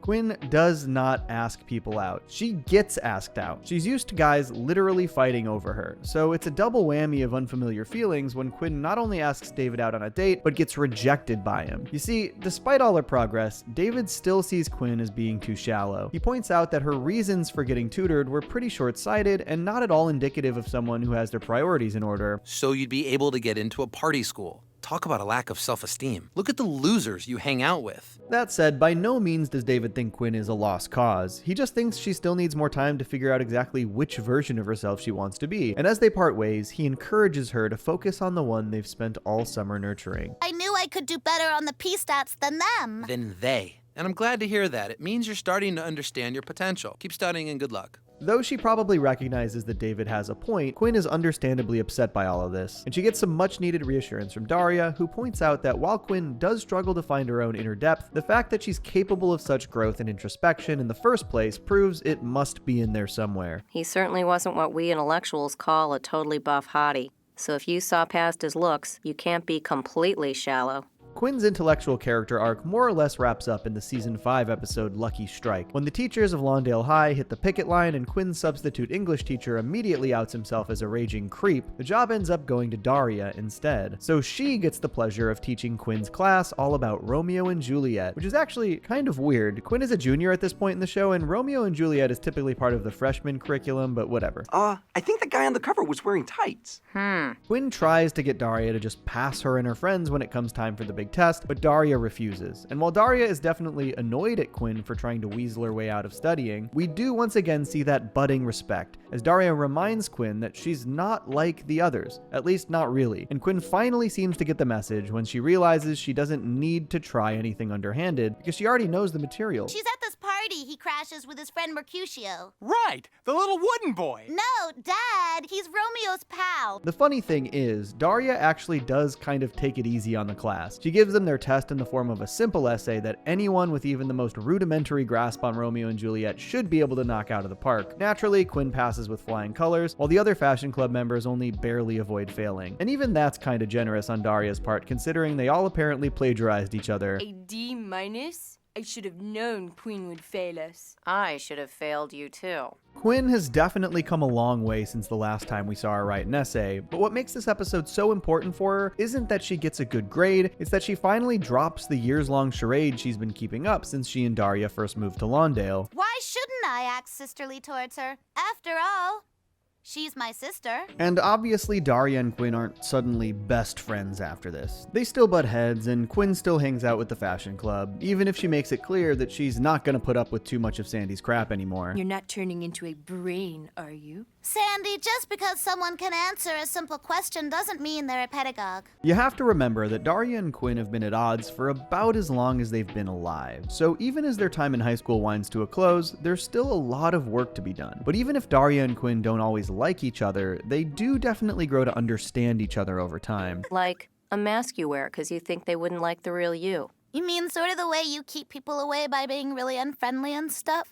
And despite all their bickering, they at least seem open to putting in that work. They want to have a good relationship, or at least a better one than they have. On Daria's end, one of the most telling episodes is the season 2 finale, Right Where It Hurts. Here, we find Daria struggling with her own writing assignment where she needs to use real-life people she knows as characters in a fictional story. Daria battles writer's block the entire episode, but finally has a breakthrough when her mother Helen suggests she write about the world she wants to see. And in Daria's perfect vision of the future, she's an adult who has a happy, healthy relationship with her family, Quinn included. With high school now nothing but a distant memory, they're finally able to let all that resentment and superficiality go and just enjoy each other's company. Oh, Daddy, I was a stuck-up little nightmare. It's a shockingly vulnerable moment where Daria admits that, even though she'd never say it to her face, she does want Quinn to stay in her life. The whole thing even brings Helen to tears. Speaking of Helen, though... Excuse me? The only work I've been doing around here is for you, damn it!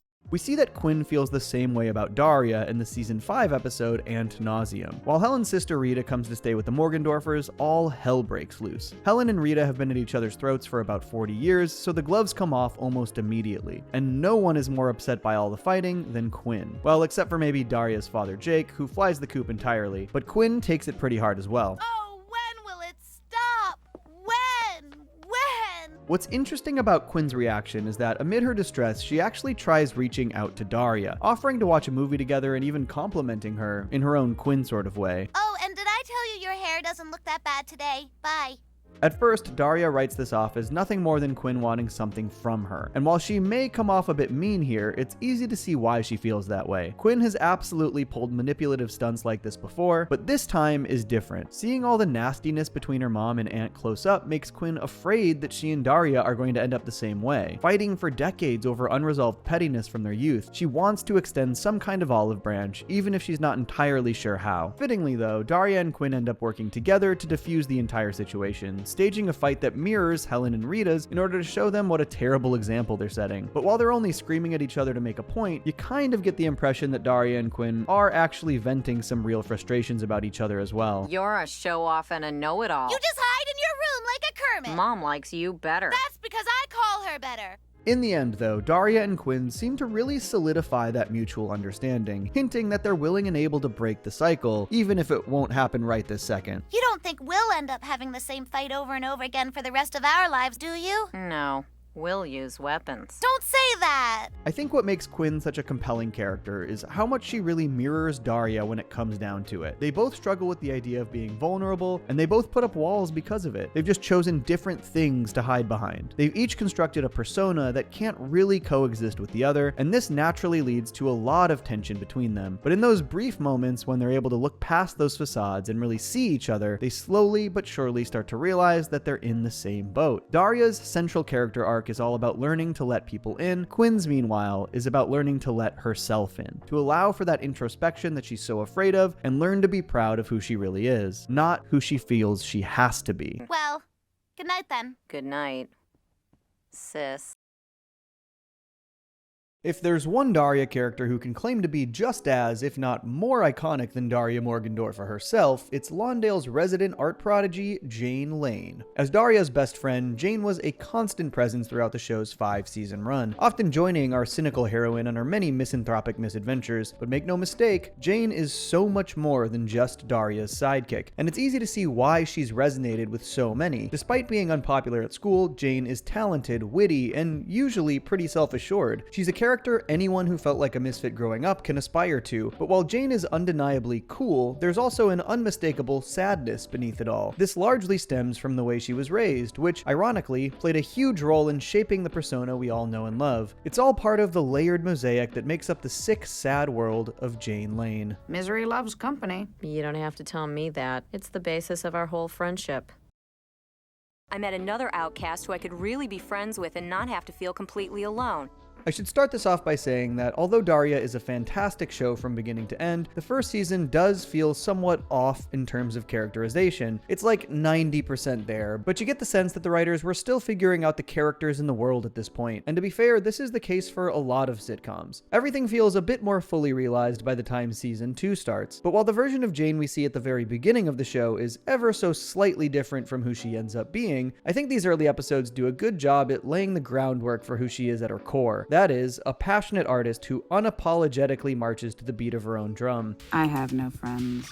I walk alone. Daria first meets Jane after she starts going to school at Lawndale High and is forced to take a special class for students who are labeled as having low self-esteem. Jane has taken the class multiple times and knows all the answers to the test required to leave, but chooses to stick around for her own amusement. We also quickly see that Jane shares Daria's trademark cynicism. She points out that their teacher, Mr. O'Neill, has all of his lectures memorized and doesn't even really know what he's saying. When Daria and Jane do take and pass the release exam, the school holds a sort of graduation ceremony for them, and Jane takes it upon herself to make a farce of the entire thing. I want to go home.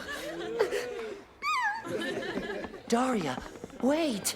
This is sort of what I mean about the characterization being a bit off here, by the way. There was a running joke in season 1 that Mr. O'Neill couldn't remember anyone's names, but that ended up being dropped pretty quickly. Anyway, this is as good a time as any to talk a little about Daria and Jane's dynamic. At first glance, they look like two of a kind, and in many ways, they are very similar. They're smart, sarcastic, and they don't seem to think too highly of high school life, nor most of their peers for that matter. They also just really enjoy each other's company, whether they're having a slice at the local pizza parlor or watching their favorite show, Sick Sad World. Back from beyond the grave. And he still won't pay child support. Undead Deadbeat Dad's next on Sick Sad World. Keep in mind, Daria is typically afraid to open up to people and make genuine connections. She also actively isolates herself because of this, turning her loneliness into a self-fulfilling prophecy. In other words, the fact that she makes such a great friend so soon after moving to a new town is kind of a minor miracle. Daria definitely sees Jane as a kindred spirit in that way, but this is where the differences between the two really start to make themselves apparent. Hi, I'm Daria. Go to hell. It won't work. My face is too expressive. Daria tends to have a very us-against-the-world mentality when it comes to Jane, like they're the only two people around who could ever really understand each other. But while Daria and Jane both have an obvious distaste for much of the world around them, Jane really doesn't share in some of Daria's more overtly misanthropic tendencies. I'll talk more about this later, but she's actually capable of being quite sociable when she feels like it. She just doesn't usually feel like it. But when she does, it's easy for Daria to feel threatened. I went out on a limb and I participated in something and it worked out. Why do you have to be so pissy about it? On that note, Daria exhibits some honestly pretty codependent behavior whenever Jane hangs out with somebody else. Though Jane is fairly patient with her, Daria's possessiveness really becomes a problem at the start of the infamous love triangle arc at the end of season 3. I already did a whole video on that storyline, so I won't talk about that too much here, but I wanted to bring up the season 3 finale specifically because it's an episode that highlights another major difference between Daria and Jane, that being Daria's insecurity. But I'm not gonna sit by while you take my friend away. What's more, Daria not only sometimes feels insecure in her friendship with Jane, but in her own identity as a whole. On the surface, Daria and Jane are both outsiders who take pride in not caring what other people think of them. In reality, though, Daria cares a lot more than she'd like to admit. In the season 2 episode Quinn the Brain, she even admits that she actually resents a lot about her own persona. Let's say you have an identity you don't even like. In contrast, Jane appears very comfortable in her own skin. She definitely has her own bouts with self-doubt, and again, we'll get there, but for the most part, she carries herself with a certain confidence that Daria seems to lack. That's probably why Daria admires Jane as much as she does. She wants that same self-assurance. So what'd you miss most about me? It was my joie de vivre, wasn't it? If you really want to know, it was your damn aura. I'm gonna pivot back to the season 3 finale for just a second, since it showcases two more key aspects of Jane's personality. First, she is fiercely independent, which I alluded to back in the beginning of this video. She's also rather streetwise, which contrasts nicely with Daria's book smarts. These two things are shown congruently when Jane briefly ditches Daria to go on a spontaneous date with a guy named Tom after she decides she likes the cut of his jib. His car's falling apart, so we're gonna go for a ride. I'll be right back. Daria is concerned about her friend running off with the guy she just met, but Jane's older brother Trent tells her not to worry, insisting Jane can take care of herself. Granted, it's easy to see where Daria is coming from and why Trent's words don't exactly reassure her. Jane probably should be just a little bit more cautious, and Trent is way too laid back for his own good. But Trent also has a good reason to be so confident in his sister, since he knows better than anyone that she basically had to raise herself. But she could get a PhD or spend the rest of her days painting tiles, and her parents wouldn't care either way. Jane is kind of the ultimate latchkey kid. Over the course of the show, we spend a fair amount of time at the Lane house, and the only two family members who really seem to be around consistently are Jane and Trent. Across Daria's 65 episodes and 2 movies, we only see their parents twice, technically 3 times in their mom's case. This feels very intentional, like we're seeing them about as often as Jane and Trent do. It's heavily implied that they're used to going days, weeks, maybe even months without so much as catching a glimpse of their folks. Nothing. Well, hi, Mom. Hey, Mom. Trent is in his early 20s, so that's one thing, but Jane is still in high school, and yet she's largely been left to her own devices. If you want to be extremely generous, you could say that the Lanes simply have a hands-off approach to parenting, giving their kids room to grow on their own. They certainly seem to think that's what they're doing, but the fact of the matter is that they pretty blatantly cross the line into flat-out neglect. If you try to hold a butterfly tightly in your hand, it will die.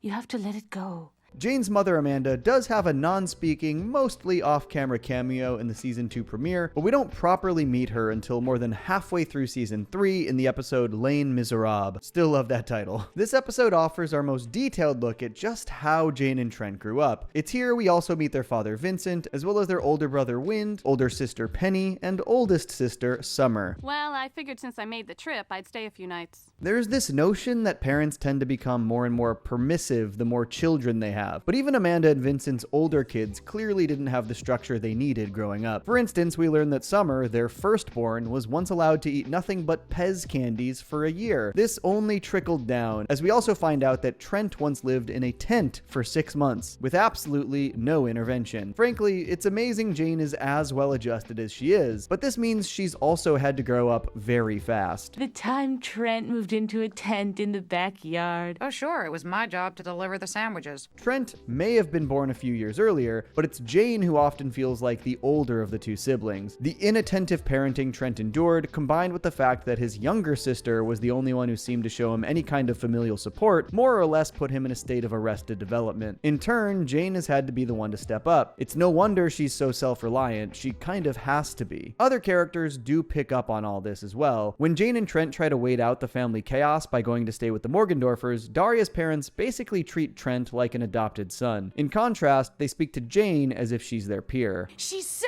hard to talk to these days. Maximum of 3 questions, no betrayals, immunity from prosecution. Agreed. Of course, Trent isn't Jane's only older sibling who struggles to be a functional adult. Summer is an apparent divorcee whose child frequently run away from home, while Wind has multiple failed marriages of his own. And yes, these two are adults who do need to be responsible for themselves at some point, but considering that this is Summer's only appearance in the show, and the first of only 2 appearances for Wind, the implication is pretty clear. Their detached upbringing severely hindered their ability to maintain relationships, and Summer, in particular, makes no secret of the fact that she resents how she was raised. We want to go home! Then why the hell did you run away and drag me back to the last place on Earth I want to be? What's interesting is that Jane doesn't really seem to mind all that much. Not at this stage in her life, anyway. In fact, she seems content with the hand she's been dealt. Trent and I return to the benign neglect that has served us so well in the past. I think there are a few reasons for this, and there are a lot of layers here. For starters, while Jane's family obviously has a lot of problems, they're also the ones who introduced her to art, her biggest passion in life. The Lanes, in general, are a pretty bohemian bunch, if you couldn't already tell. Amanda does pottery, Vincent's a photographer, Trent's a musician, and Jane is sort of a jack of all trades. She draws, she paints, she sculpts, she does her own photography, and we can deduce that she took a lot of inspiration from her family when setting out on that path, though it's not hard to see why she leaves the music to Trent. Old MacDonald had a farm, E-I-E-I-O.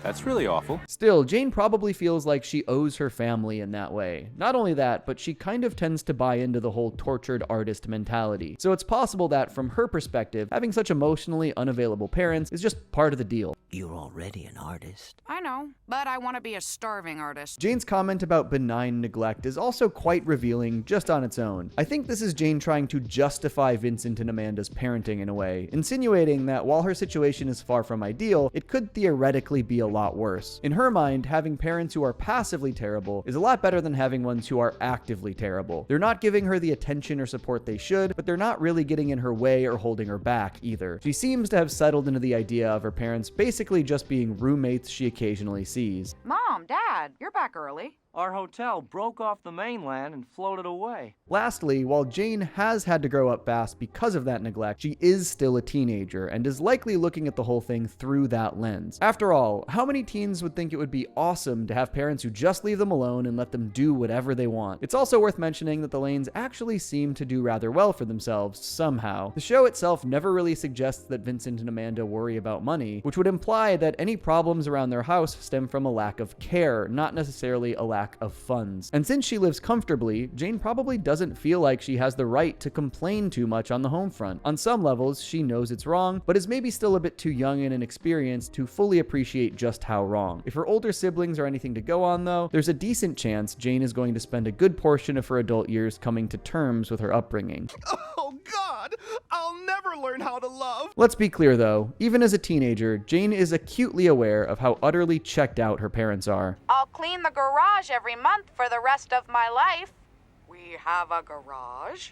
This is yet another example of just how different Jane and Daria really are. Daria's home life is honestly pretty interesting in itself. Like most teenagers, she very rarely sees eye to eye with her parents, something that's only exacerbated by her cynical worldview. Daria's father, Jake, is also pretty out of touch with both Daria and her sister Quinn. Though he's not nearly as apathetic as the Lanes, he does make an effort, and considering his own upbringing, he's not doing that badly. Oh, do I know what that's like.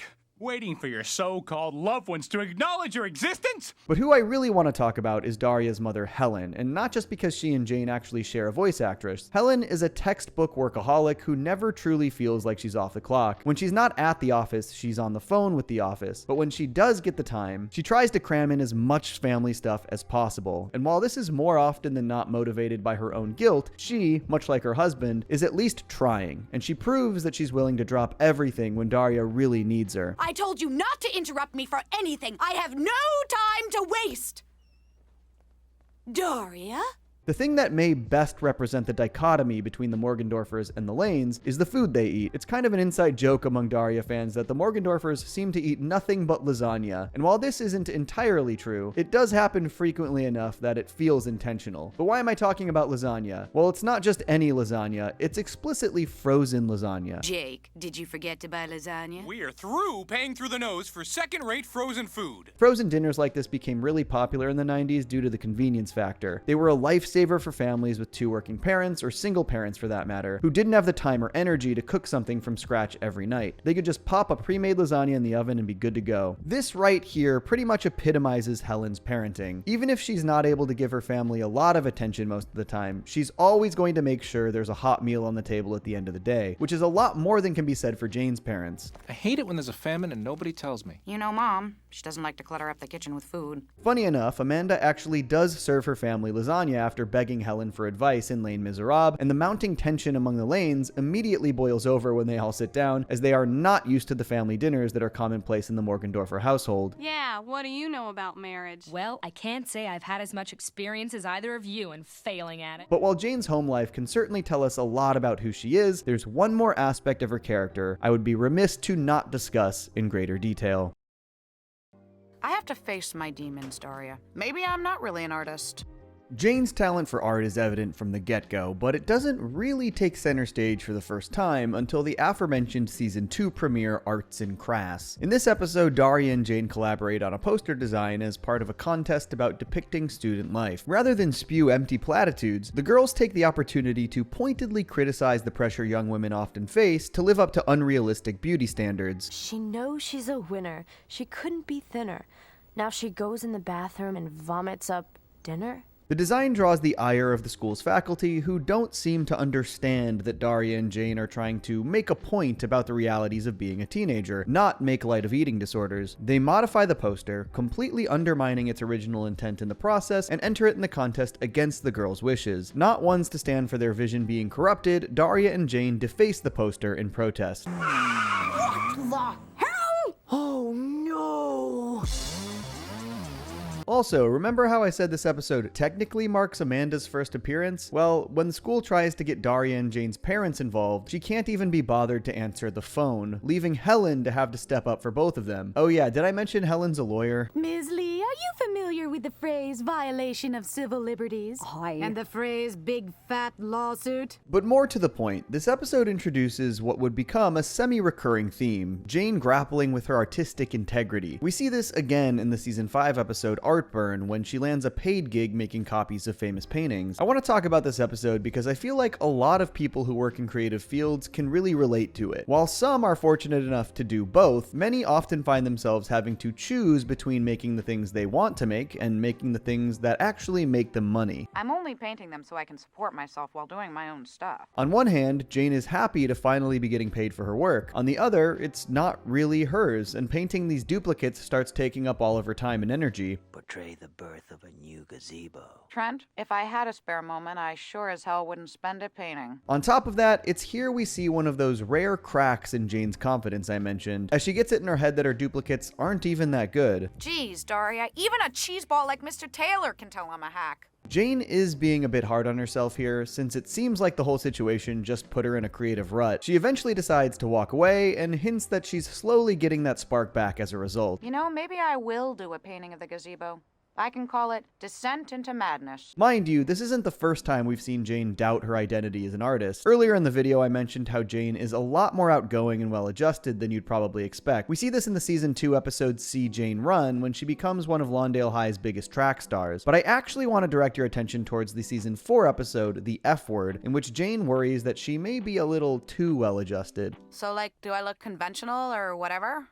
Ah! In this episode, Daria and her classmates are given an honestly pretty ridiculous assignment. They need to pick a task they know they'll fail at, then proceed to fail at that task. At Daria's suggestion, Jane, fully confident in her identity as an offbeat artist, decides she's going to fail at being a conventional high school girl. The problem is, she ends up taking to it incredibly well, as in even the cheerleaders want to hang out with her. They want me for the squad. I hope you mean the kind where you get a blindfold. While getting in with the cool kids is seen as a dream for many high schoolers, Jane is absolutely horrified by just how easy it is for her to fit in. Like I said, Jane likes to think of herself as a tortured artist, and part of that so-called torture is the fact that she's been labeled as a social outcast. But realizing that she can apparently just turn that off whenever she wants makes her start to think that she may not be much of an artist at all. Maybe those insipid pom-pom wavers know me better than I know myself. This is probably why Jane is so choosy about when then she decides to socialize. It's like she knows she's a lot better at it than she lets on and wants to avoid having that conversation with herself. And when she finally does do that here, she considers quitting art altogether. I'll hang up my easel and devote my life to providing pep. What's happened to you? Complete loss of confidence. Jane comes to her senses when she realizes that just because she can be one of the pack doesn't mean she wants to be. Her individuality simply matters too much to her. She got a taste of how the other half lives, and despite how easy it was, still said no thanks. And although she has this epiphany in a characteristically sardonic way, there is something very empowering about it. Cheer, cheer, cheer. Yell, yell, yell. Who cares who wins? We're all going to hell. While Jane's circumstances and predispositions do influence her, they do not dictate her. She is who she is because she likes being that person. If other people like her too, that's great. If not, oh well. To that end, she's an artist because she chooses to be. Her upbringing may have nudged her in that direction, but as she learns more about herself, she starts to make that path her own. And by grappling with who she could have been had she just gone with the flow, she only ends up becoming more confident in who she wants to be. Okay, where's your evil twin? The aliens finished their experiments and let me return in her place. In keeping with that theme of agency and individuality, Jane doesn't just blindly conform to the art world either. We see this in Daria's first TV movie, Is It Fall Yet? For context, Daria and Jane are very much on the outs at this point in the show. Again, check out the love triangle video if you want to know more about all of that. But the point is, when Jane leaves Lawndale to spend the summer at an art colony, she's likely hoping to not only hone her craft, but also maybe find a new confidant or two. Nice haircut. Thanks, Anyway, color is not something you just fling around like a dog marking its territory. What she finds instead is a thick air of pretentiousness, not to mention self-aggrandizing mentors who would much rather hook up with their students than say anything of any real substance. Jane also gets a taste of just how transactional relationships tend to be in the art scene, which rubs her the wrong way as well. I just want to have a little fun. And if it's with someone who can introduce you to a few gallery owners, that's not so bad either, eh? I'm willing to bet this is partially why Jane finally agrees to patch things up with Daria after initially refusing to do so. Despite all the drama that went down between them, she misses having something real. Speaking of, this movie once again makes it clear that ultimately, Jane makes art for herself. Money and recognition would be nice, but she doesn't want to compromise her authenticity to get those things, at least not sooner than she has to. I'm not selling out. I'm attempting to acquire the skills and knowledge that will allow me to sell out. While discussing the episode Artburn, I spoke about the concessions people who turn their artistic passion into their career often find themselves making. While Jane would rather not make those concessions at all, part of her seems to know that if she wants to become a professional artist, it is somewhat inevitable, and she wants to do her own thing for as long as possible before that day comes. This is something else I like to think a lot of creatives can begrudgingly relate to, wanting to at least reach a point where they can go, okay, I've said what I wanted to say, now I'm ready to do my money work. Or maybe the other way around. I've made my money, now I can do what I really want to do. But I don't feel like much of an artist unless I'm working on my own stuff. I understand that. But paints and canvases are expensive, you know. Naturally, just about everything I've said about Jane thus far kind of comes together in Daria's second TV movie, Is It College Yet?, which also acts as the series finale. As high school graduation approaches, Jane hopes to get into a prestigious art college in Boston. However, we see a bit of that imposter syndrome start to creep its way back in after she gets rejected by the two more traditional schools she also applied to. Seeing as how those places don't even have particularly great art programs, Jane starts to believe that she's not good enough to get into her dream school. Because of this, she decides to skip college altogether and focus on her personal work, which Trent fully supports. No point in busting my ass to finish that. No kidding. Who are these people to judge you anyway? Trent was already firmly against Jane going to art school. He even got in her ear about how her teachers would only end up corrupting her vision, obviously trying to appeal to her sister's sense of artistic integrity. Can you imagine what Spiral would sound like if we were, like, forced to practice? Even when we don't want to. Daria, on the other hand, is not happy when she hears Jane's plan, and we get an interesting bit of a role reversal as Daria points out that Jane is basically taking a page out of her playbook, rejecting the school before they can reject Jane. This is also a rare instance of Jane getting a confidence boost from Daria, who eventually convinces her to send in her application after all. God, Daria. You must really think I have a shot. By the way, it is very telling that Jane is having these conversations with Trent and Daria, while her parents seem to be a complete non-factor in the biggest decision of her life up to this point. They don't even show up for Jane's graduation. I know we shouldn't be too surprised at this point, but that feels especially shitty. And while we're here, let's talk about Trent's real motivation in all this, because while he's ostensibly just trying to stop his sister from selling out, the actual reason he doesn't want Jane to go to Boston is because he doesn't want her to move out and leave him all alone. This is pretty selfish on Trent's part, but it's also really heartbreaking when you put yourself in his shoes. He has exactly one family member he can count on, and now she may be ditching him too. Oh, you're worried about losing me? Well, the house gets kinda spooky at night. Even though it often looks like Jane is the one doing the heavy lifting in their relationship, Trent is usually there for her to lean on when she really needs it as well. After all, he actually does go to her graduation ceremony, seemingly as the sole representative of the Lane clan. Plus, Jane may be very self-reliant, but she is still human. And while things sometimes get a bit tense between them, she clearly values those closest to her, namely Trent and Daria. When Jane gets accepted to art school, we know at least one of those relationships will stay strong, since Daria will also be going to college in Boston. But while Trent is worried that his bond with Jane will fall by the wayside, Jane promises that's not gonna happen. Hey Trent, do you really think I'm gonna let you slack off being my brother just because of an address change? If we're being honest, Trent probably should take some cues from Jane and learn to be at least a little more self-sufficient. But at the same time, these two are functionally each other's only family. You can see why they'd want to hold on to that, even as Jane continues to chase her dreams. Thanks for talking me into applying. Thanks for helping me get through high school. Jane Lane is someone who grew up in a home with very little structure and almost no expectations beyond the bare minimum. In the face of that neglect, she quickly learned to be her own person, developing a strong sense of self a lot sooner than most. But while part of her knows that she shouldn't have had to grow up so fast, she takes a certain pride in that independence. That said, she also cherishes those who do take the time to show up for her. And through it all, she does her damnedest to stay true to the version of herself she's happiest being. It just goes to show that Jane's world may be a little sick and more than a little sad, but it is unquestionably her world, hers to sculpt into whatever she wants, like the incredible artist she is. You do everything on your own terms. You're like from a cooler world. I am, aren't I?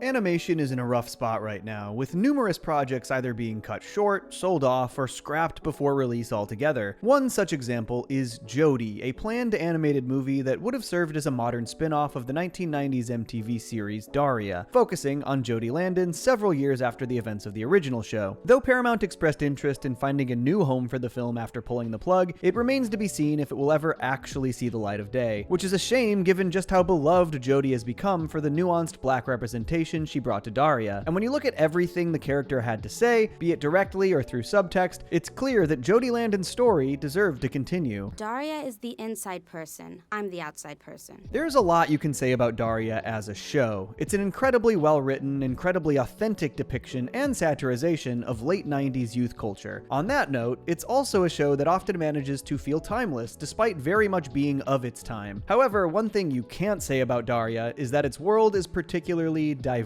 and that is precisely why Jodie Landon as a character works so well. Most Jodie-focused stories look at things from her perspective of being one of the few people of color going to a predominantly white school in a predominantly white town. The role model for all of the other African American teens at Lawndale. Oops, where'd they go? Even though it shouldn't have to be her job, Jodie is under constant pressure to be a good representative for the African American community, and in a world where people of color often have to work twice as hard to get half as much recognition as their white counterparts, Jodie almost never gets a day off. In addition to being the top student at Lawndale High, eventually graduating as the school's valedictorian, Jodie is involved in just about every extracurricular activity you can think of. I'm president of the French Club, vice president of student council, editor of yearbook, and I'm also on the tennis team. This also makes Jodie a bit of an outlier in Daria's world. Something I've discussed a lot in previous Daria videos is that the show is heavily informed by a particular attitude that was pervasive among young people in the 90s, that it wasn't really cool to put effort into things beyond the bare minimum. We often see this through the titular character Daria herself. Like Jodie, Daria is a very gifted student, but unlike Jodie, she has no interest in going above and beyond. For the most part, she only really participates in extracurriculars when she's forced to, and even then, she's almost always going to drag her feet. You said you might come to the photography meeting for your book. Yes, well, when the dentist turned off the gas, I had a change of heart. To be fair, in addition to her cynical 90s attitude, Daria does usually have moral reasons for refusing to partake in certain things, but the fact remains that she still generally gets to pick and choose when she wants to participate. Jodie, on the other hand, does not have the same luxury, and because of that pressure to always put her best foot forward, Jodie also doesn't typically feel at liberty to speak her mind in the same way Daria does. In fact, Daria's ability to put people in their place is something Jodie kind of envies. Admit it. That felt good. Well, a little. Okay, a lot. Meanwhile, Daria, whose misanthropic persona is largely a front, actually envies Jodie's people skills. I have to admit, there are times when I'd like to be more like you. Really? I'm not saying all the time. To that end, while Daria and Jodie definitely butt heads on a couple of occasions, they agree on a lot more than you might think. Jodie knows just as well as Daria that a lot of the things they're expected to take part in are pretty tacky. The difference is that Jodie at least tries to find a silver lining, contrasting Daria's pessimism. You realize your negative approach to everything is self-defeating, right? For example, in the season 2 episode I Don't, Lawndale High holds a bridal expo as a fundraiser. Now, Daria was never going to participate in this, seeing as how she has her own wedding-related drama to deal with in this episode, but she still takes the time to point out that this sort of thing sends a terrible message to high schoolers. And while Jodie feels the same way, she actually goes along with it because it'll help raise money for more important things around the school. She knows it's going to happen with or without her, so she might as well look on the bright side and bolster her college resume in the process. It really speaks to that life of compromise she feels she has to live. It's a fundraiser for extracurricular activities. I wonder what kind of extracurricular activities would lead to a wedding. This attitude carries over to Jodie's racial identity as well. One of her most famous moments comes in the season 4 episode I Loathe the Parade, where we see that she and her boyfriend Mac have been elected homecoming king and queen. They're not particularly thrilled by this though, as they view the whole thing as an act of cheap tokenism. It completely makes up for the town's utter lack of diversity, in my mind. And we're playing into it. Damn college applications. The two decide to sit out the rest of the parade in protest, but Jodie changes her mind when she looks into the crowd and notices a young black girl who is clearly elated to see someone who looks like her as the homecoming queen. This strikes a chord with Jodie, someone who knows all too well how rare it is to see that sort of representation in Lawndale. So she stands back up and starts waving to the crowd again. Jodie knows the situation is far from ideal, but if she can make it just a little bit better for the generation coming up behind her, she's going to do it. She knows it's not fair that all this pressure has been placed on her, but she at least chooses to channel it into something positive. What happened?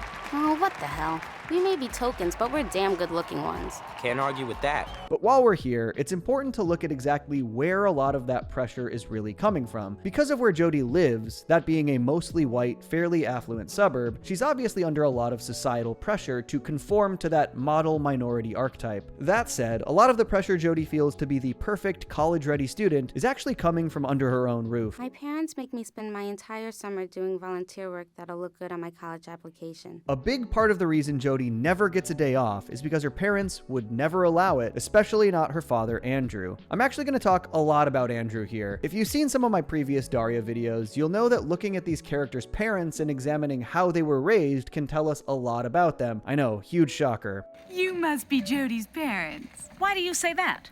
Andrew Landon, my wife. Michelle? If you've seen my Jane video specifically, you'll know that I spoke at length about how her parents don't really seem to pay her a whole lot of attention, and largely leave her to her own devices, which is a nice way of saying they're incredibly neglectful. Jodie's parents are the other extreme, making sure just about every waking minute of her day is accounted for. Even when school's out for the summer, Jodie does not get to take a break. What are you guys doing this summer?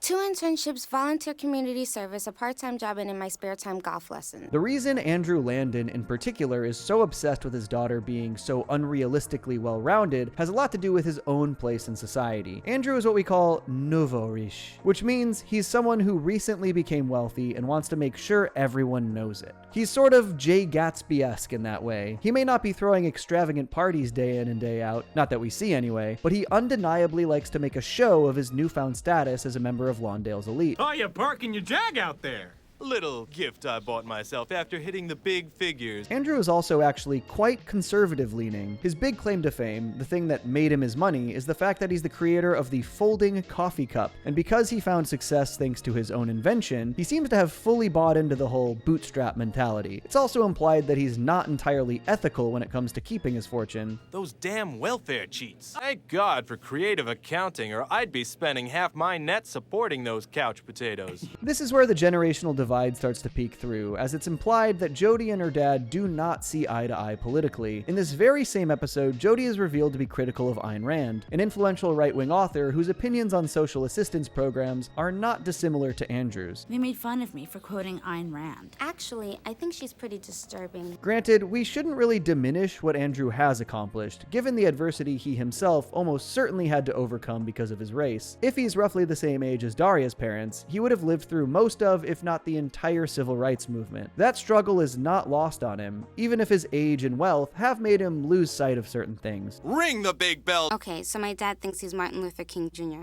Or Quasimodo, I'm not quite sure. One of Andrew's biggest blind spots seems to be the way he treats the women in his life. Much like Jodie herself, Andrew's wife Michelle has had to compromise her agency in favor of furthering her husband's American dream. Michelle, who is also a successful business person, was forced to put her own career on hold after she gave birth to her and Andrew's third child, who was unplanned. While Michelle clearly resents this, all Andrew can talk about is how happy he is to finally have a son after previously having 2 daughters. Not that I don't love my girls, but Evan, he's my son.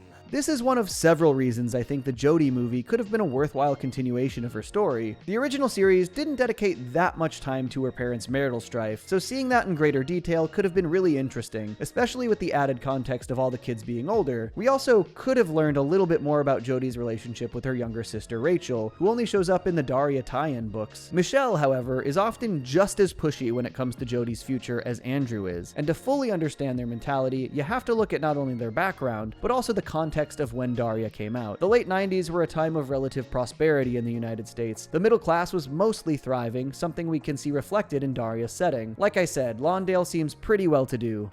I can't believe you're trying to bribe me with singles. But while the going was good for many in the 90s, the class divide was also becoming a lot more glaring. Because of this, there was a growing sense of insecurity among a lot of middle-class families. Like it could all go away at any moment if they weren't careful. We typically see this through Daria's father, Jake. Despite the fact that the Morgendorfers appear relatively well off, he is always freaking out about money. Damn it, that's it, Daria! What am I, made of money? As a trend, this likely led to a rise in helicopter parenting. In an effort to make sure that prosperity transcended generations, a lot of parents basically started preparing their kids to go to college and enter the workforce from the moment they were born. And they made sure that they were always working towards that goal in some form or fashion, with very little time to themselves. Yeah, it does sound familiar. Soup kitchen, crisis center, Congressman Sachs office, fundraising, golf lessons. Isn't she something? Not only that, but during the 90s economic boom, there was a very big culture around keeping up with the Joneses. It wasn't enough just to be doing well. You had to let everyone know that you were doing well. And even if you weren't doing especially well, you still had to act like you were. How the hell are you? Doubling my net worth every 6 months. If you done it, it ain't bragging. That pressure to not only keep up, but get ahead was almost ubiquitous among the middle-class residents of American suburbia, and they instilled that pressure in their kids. I don't want to go to an elitist school. Sure you do. Of course, Jodie's father Andrew isn't middle class. He is flat out rich, and recently rich at that, so he's experiencing the exact same thing, only on steroids. Remember how I compared him to Jay Gatsby? Well, that was super deliberate. A big theme in The Great Gatsby is the idea that in opulent circles, poorer middle-class people who became rich still tend to be looked down on by those who were born into generational wealth. My father's been on the waiting list for 3 years. And because they're effectively viewed as second-class citizens, these people often feel pressured to acquire even more, to prove that they are good enough, that they do belong. And if you've read The Great Gatsby, you can know that this kind of mindset can lead to some pretty self-destructive tendencies, or at the very least, some rather unflattering ones. Take, for instance, Andrew's penchant for obnoxious schmoozing, something even his wife can't really stand. Excuse me, Daria. I'm going to retrieve my husband before he breaks his hand and I have to dress 2 babies every morning. It's a pretty minor plot point, but we see all of this in action in Daria's first TV movie, Is It Fall Yet? Here, Andrew is trying to get his family into a country club, which is why he has Jodie taking golf lessons. He also tries cozying up to Daria's boyfriend Tom, who comes from old money and, more importantly, is the son of a country club board member. You know my mother? We're up for membership at Winged Tree and she's on the board. Forget politics, that's power. Despite all his success, despite having ostensibly broken the class barrier, Andrew Landon still very much feels like a man with something to prove. All he's accomplished isn't enough, and rather than question the institutions that make him feel that way, he puts Jodie in a position where she's likely to end up repeating the same cycle, always climbing the socioeconomic ladder, yet never feeling truly fulfilled. Instead of taking college prep classes, volunteering at the hospice, and being a camp counselor for special needs kids, I could take it easy. This is something else the canceled Jodie movie really could have expanded on. More than 20 years since Daria went off the air, we're kind of witnessing the long-term effects of helicopter parenting play out in real time. On average, people who were raised like Jodie tend to experience higher than normal levels of stress and anxiety. We've also seen her parents' attitude both endure and evolve thanks to the rise of hustle culture. And since the movie would have apparently found Jodie as a recent college grad at the start of her professional career, it could have been a great opportunity to look at burnout culture through her eyes. That workload doesn't sound very realistic. She forgot the 20-hour-a-week internship at the congressman's office. What's interesting about Jodie and Andrew is that they are fighting the same battle in a lot of ways. But while Jodie does usually have a very it is what it is sort of attitude, she's also very capable of questioning why it has to be that way. She'll play ball with the system, but still maintains a healthy skepticism about it. In contrast, Andrew believes that joining the system is the only way to make any real progress. This is another way Jodie's dad actually mirrors Daria's parents, who are sort of the quintessential hippies turned establishment. I know what you're thinking, that I've turned into the man. Andrew has gotten to the point where his primary concern is improving his own station in life. Jodie has certainly inherited her father's business savvy, but she's also far more interested in giving back. Someday I'd like to own my own business. Maybe a consulting firm geared toward minority startups. The difference in their points of view is often subtle, but still significant. We see this in Season 5's Prize Fighters. In this episode, Jodie and Daria are both up for a scholarship from a company called Wizard, which is notorious for its discriminatory hiring practices. It's the kind of company that will hire a token woman or person of color every once in a while, then deny them a promotion at every turn. When Daria learns this, she considers backing out and figures Jodie would want to do the same. But when Jodie takes this information to her dad, she's shocked to find out that he already knows this. I guess you didn't see the interview with their CEO in the Journal. Talk about your redneck billionaires. Andrew has no love for Wizard's policies, but insists that the only way to change things is from the inside. According to him, the fact that this scholarship exists at all proves that someone in the company must want to change things. And by backing out, they'd just be giving the racist, sexist CEO exactly what he wants. If you don't go up to the gate and ring the big bell, they've kept you out without having to do a thing. On the surface, Andrew kind of makes a convincing point here, but once again, as someone who quote-unquote bootstrapped his way to the top, he has a very biased perspective on these sort of things. He's not really willing to grapple with the fact that when the issues are systemic and come from the very top, there's only so much low on the totem pole employees can do to really fix them. And as you might expect, Jodie and Daria take this with a pinch of salt. How do I know they're not just trying to make him look good without actually changing anything at all? The girls are ultimately proven right when neither of them get the scholarship. Granted, Daria intentionally sabotages her own chances by more or less telling the interview to go kick rocks, but Jodie acts as corporate as she possibly can. In fact, she plays the interview in the exact same way Andrew probably would have in her position, and yet she was still rejected. It's a great example of how Andrew's ideals don't always line up with Jodie's reality. Oh hell. Maybe my answers were too damn pat. Like I said earlier, Jodie seems to live a life of perpetual compromise, and this episode highlights the unfortunate truth that it doesn't even always pay off. But that's why it's so satisfying to see Jodie finally get something she wants in Daria's finale movie, Is It College Yet? This movie wraps up Jodie's story as we know it by bringing the complicated relationship she has with her racial identity back to the forefront. We learn that Jodie has been accepted to Crestmore, an incredibly prestigious university with a mostly white student body. Crestmore, the dream of dreams.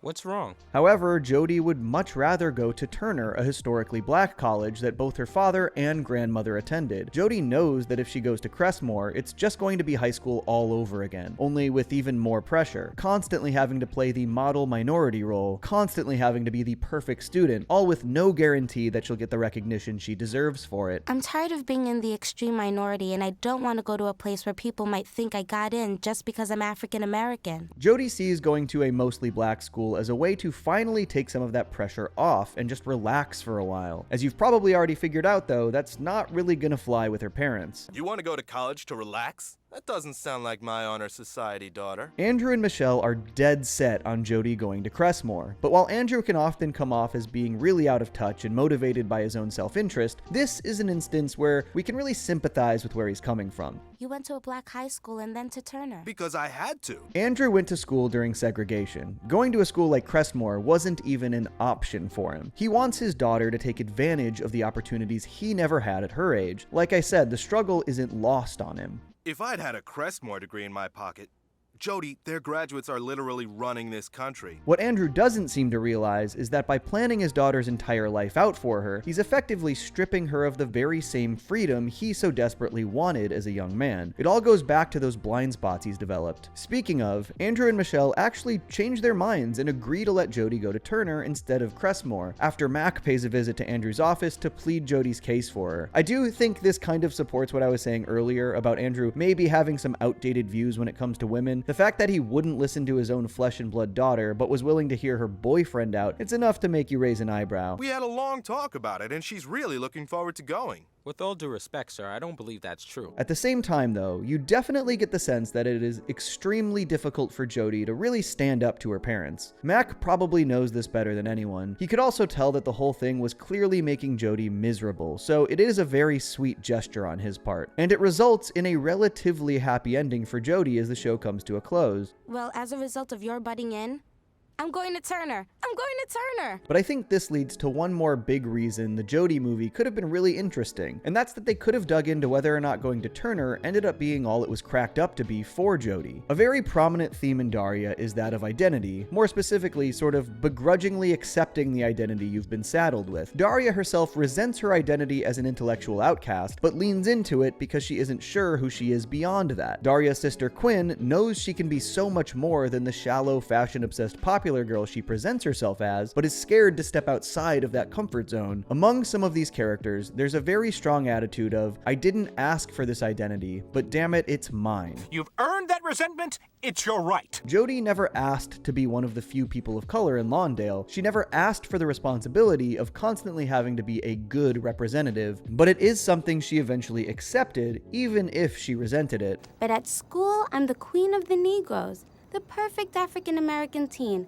Going to a black college like Turner could have definitely offered Jodie a nice reprieve from that unfair pressure, but still, it's also possible that it could have challenged Jodie in new ways that she hadn't experienced growing up in Lawndale, things that could have been really interesting to see explored in the ill-fated Jodie follow-up. The Jodie movie could have explored who Jodie really is, not who her parents want her to be, not who society wants her to be, but who she wants to be. When Daria's 5-year run came to an end in 2002, Jodie was right on the cusp of claiming that agency that has all too often been just out of reach for her. And more than 2 decades later, we may have missed out on the chance to see that be fully realized. Many years from now, I'm sure we will look back on our days at Lawndale High with a great fondness for what once was and will never be again. At this stage, we can't really say for sure what the Jodie movie would and wouldn't have gone into. We do have a decent amount of info about the movie, including the full voice cast, character descriptions, and a simple synopsis, but unless more comes to light, only those involved in the project really know those details. Still, while we don't know if the movie would have necessarily lived up to its potential, the creatives involved at least deserved to try, and certainly didn't deserve to have the rug pulled out from under them in the way that they did. Despite how much time has passed since Daria's original run, Jodie is a character who has continued to resonate with audiences, and the people involved in her scrapped movie clearly recognized that. It's just a shame that the higher-ups couldn't really see that too. Despite all the project had going for it, it just wasn't enough, so, you know, I guess life imitates art sometimes.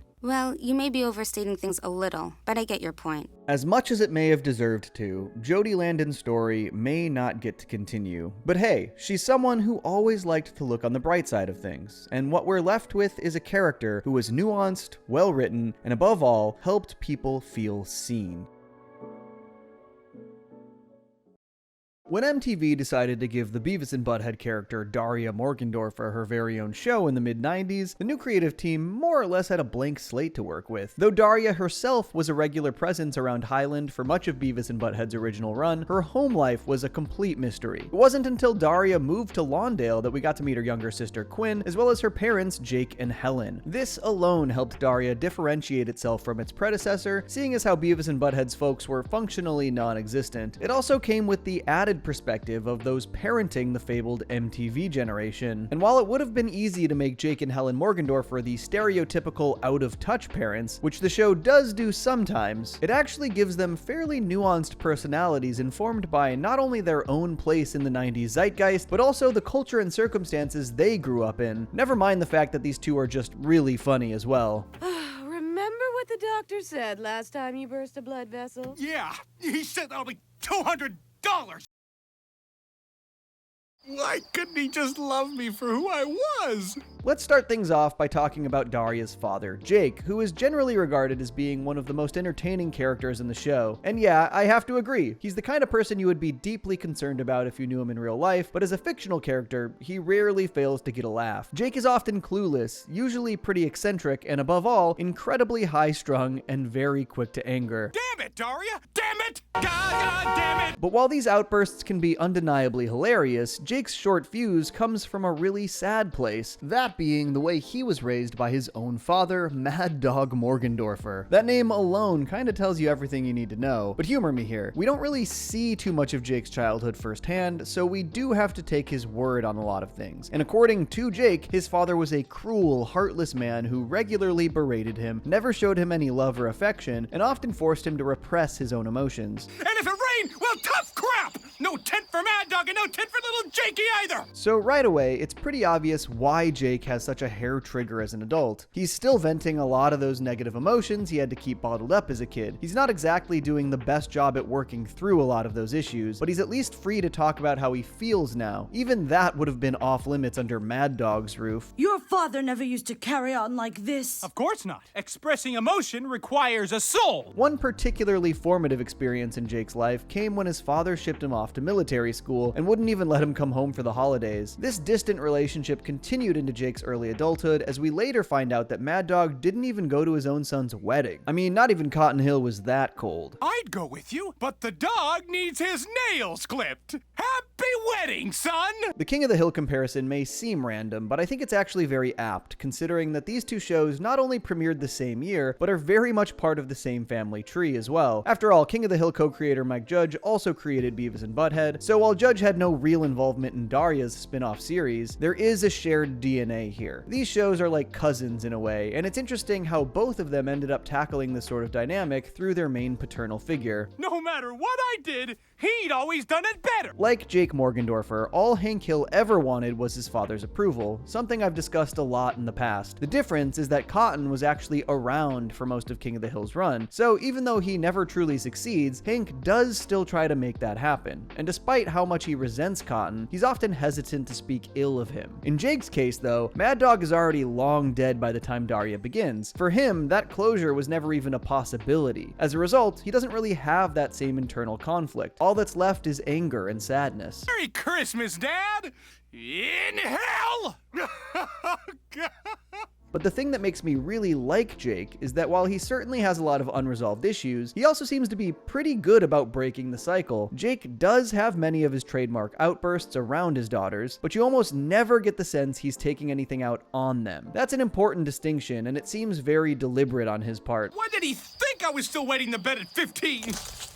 Oh, hi, girls! Granted, Jake definitely has his own shortcomings as a parent, namely the fact that he can be woefully out of touch with his daughters. Quinn, your date is here! Wow, I really don't know my kids. However, unlike the neglect he endured at the hands of Mad Dog, the disconnect between Jake and the girls never comes off as malicious. More than anything, it feels like a reflection of how Jake, a child of the 50s who came of age in the 60s, doesn't really get the youth of the 90s. Hey, that's also like King of the Hill, isn't it? Civil rights, environmentalism, the women's movement. People believed in stuff back then. I know. What's up with that? There are some other factors at play that we'll get into later, but in the meantime, although he doesn't always understand his daughters, Jake does at least try to help when he sees that they're having a problem, even if he's very clearly just parroting talking points he's heard on the news. I'm up on the issues. Drugs, peer pressure. Is it a problem with your gang? Still, the fact remains that Jake is consciously trying to be a better father than the one he had. There's a pretty great example of this in the season 2 episode Monster. When Jake has his family's old home movies transferred to VHS, he's excited to put them on and relive his childhood, but instead he ends up obsessing over this one clip where he falls off of his bike and skins his knee and no one comes to help him. Get back on the bike, Jake. Big boys don't cry. Crying's for girls, Jakey. Jake spends the whole episode watching the same clip again and again, either stewing in silence or openly lamenting his neglectful upbringing. But Jake also takes the time to let Daria in on those feelings, as well as make it clear that he does appreciate the time they spend together. You just can't put a price on a moment like this, Daria. And once these years are gone, they're gone.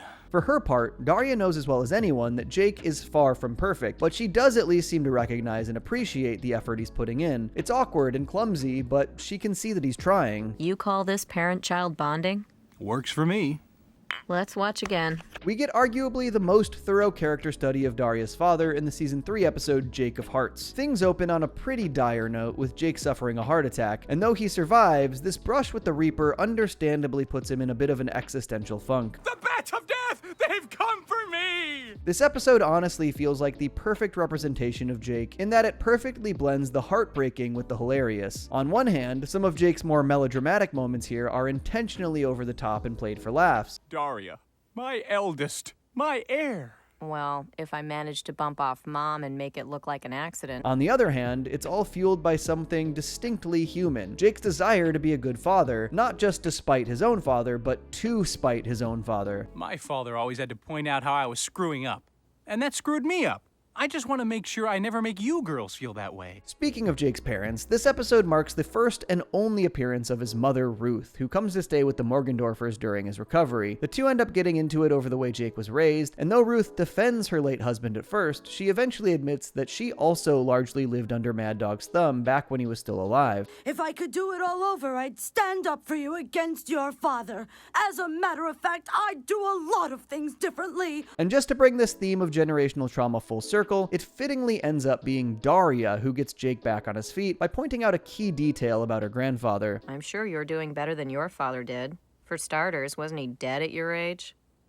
Hey! God, the way Jake absolutely beams after he registers the fact that he's lived longer than his dad, it's just really great. But as morbid and as funny as this is, there's something very real at the center of it. Jake realizing that while nothing he did was ever good enough for Mad Dog, there's one thing he can say he has his father beat at. Yahoo! I'm better than him at living! All that being said, let's not forget that when it comes to Daria's parentage, Jake is only half of the story. Mom broke every rule of parenting the way she favored you.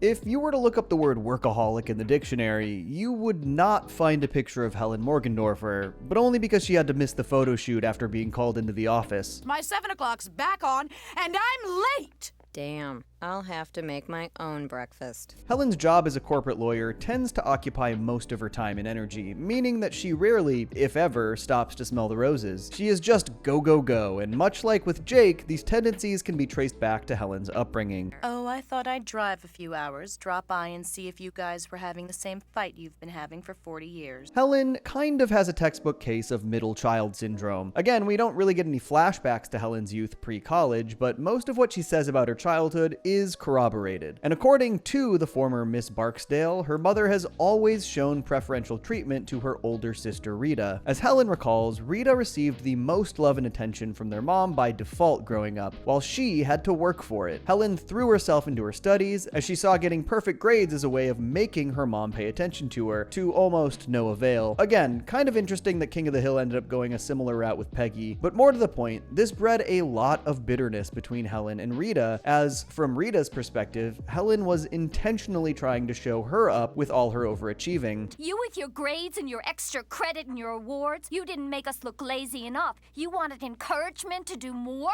Then there's their younger sister Amy, who consciously isolated herself from Helen and Rita, opting to lock herself in her room and offer snide commentary rather than getting involved in sibling drama directly. Funny enough, Helen's own firstborn ended up being the spitting image of Amy. But you wouldn't know anything about that, would you?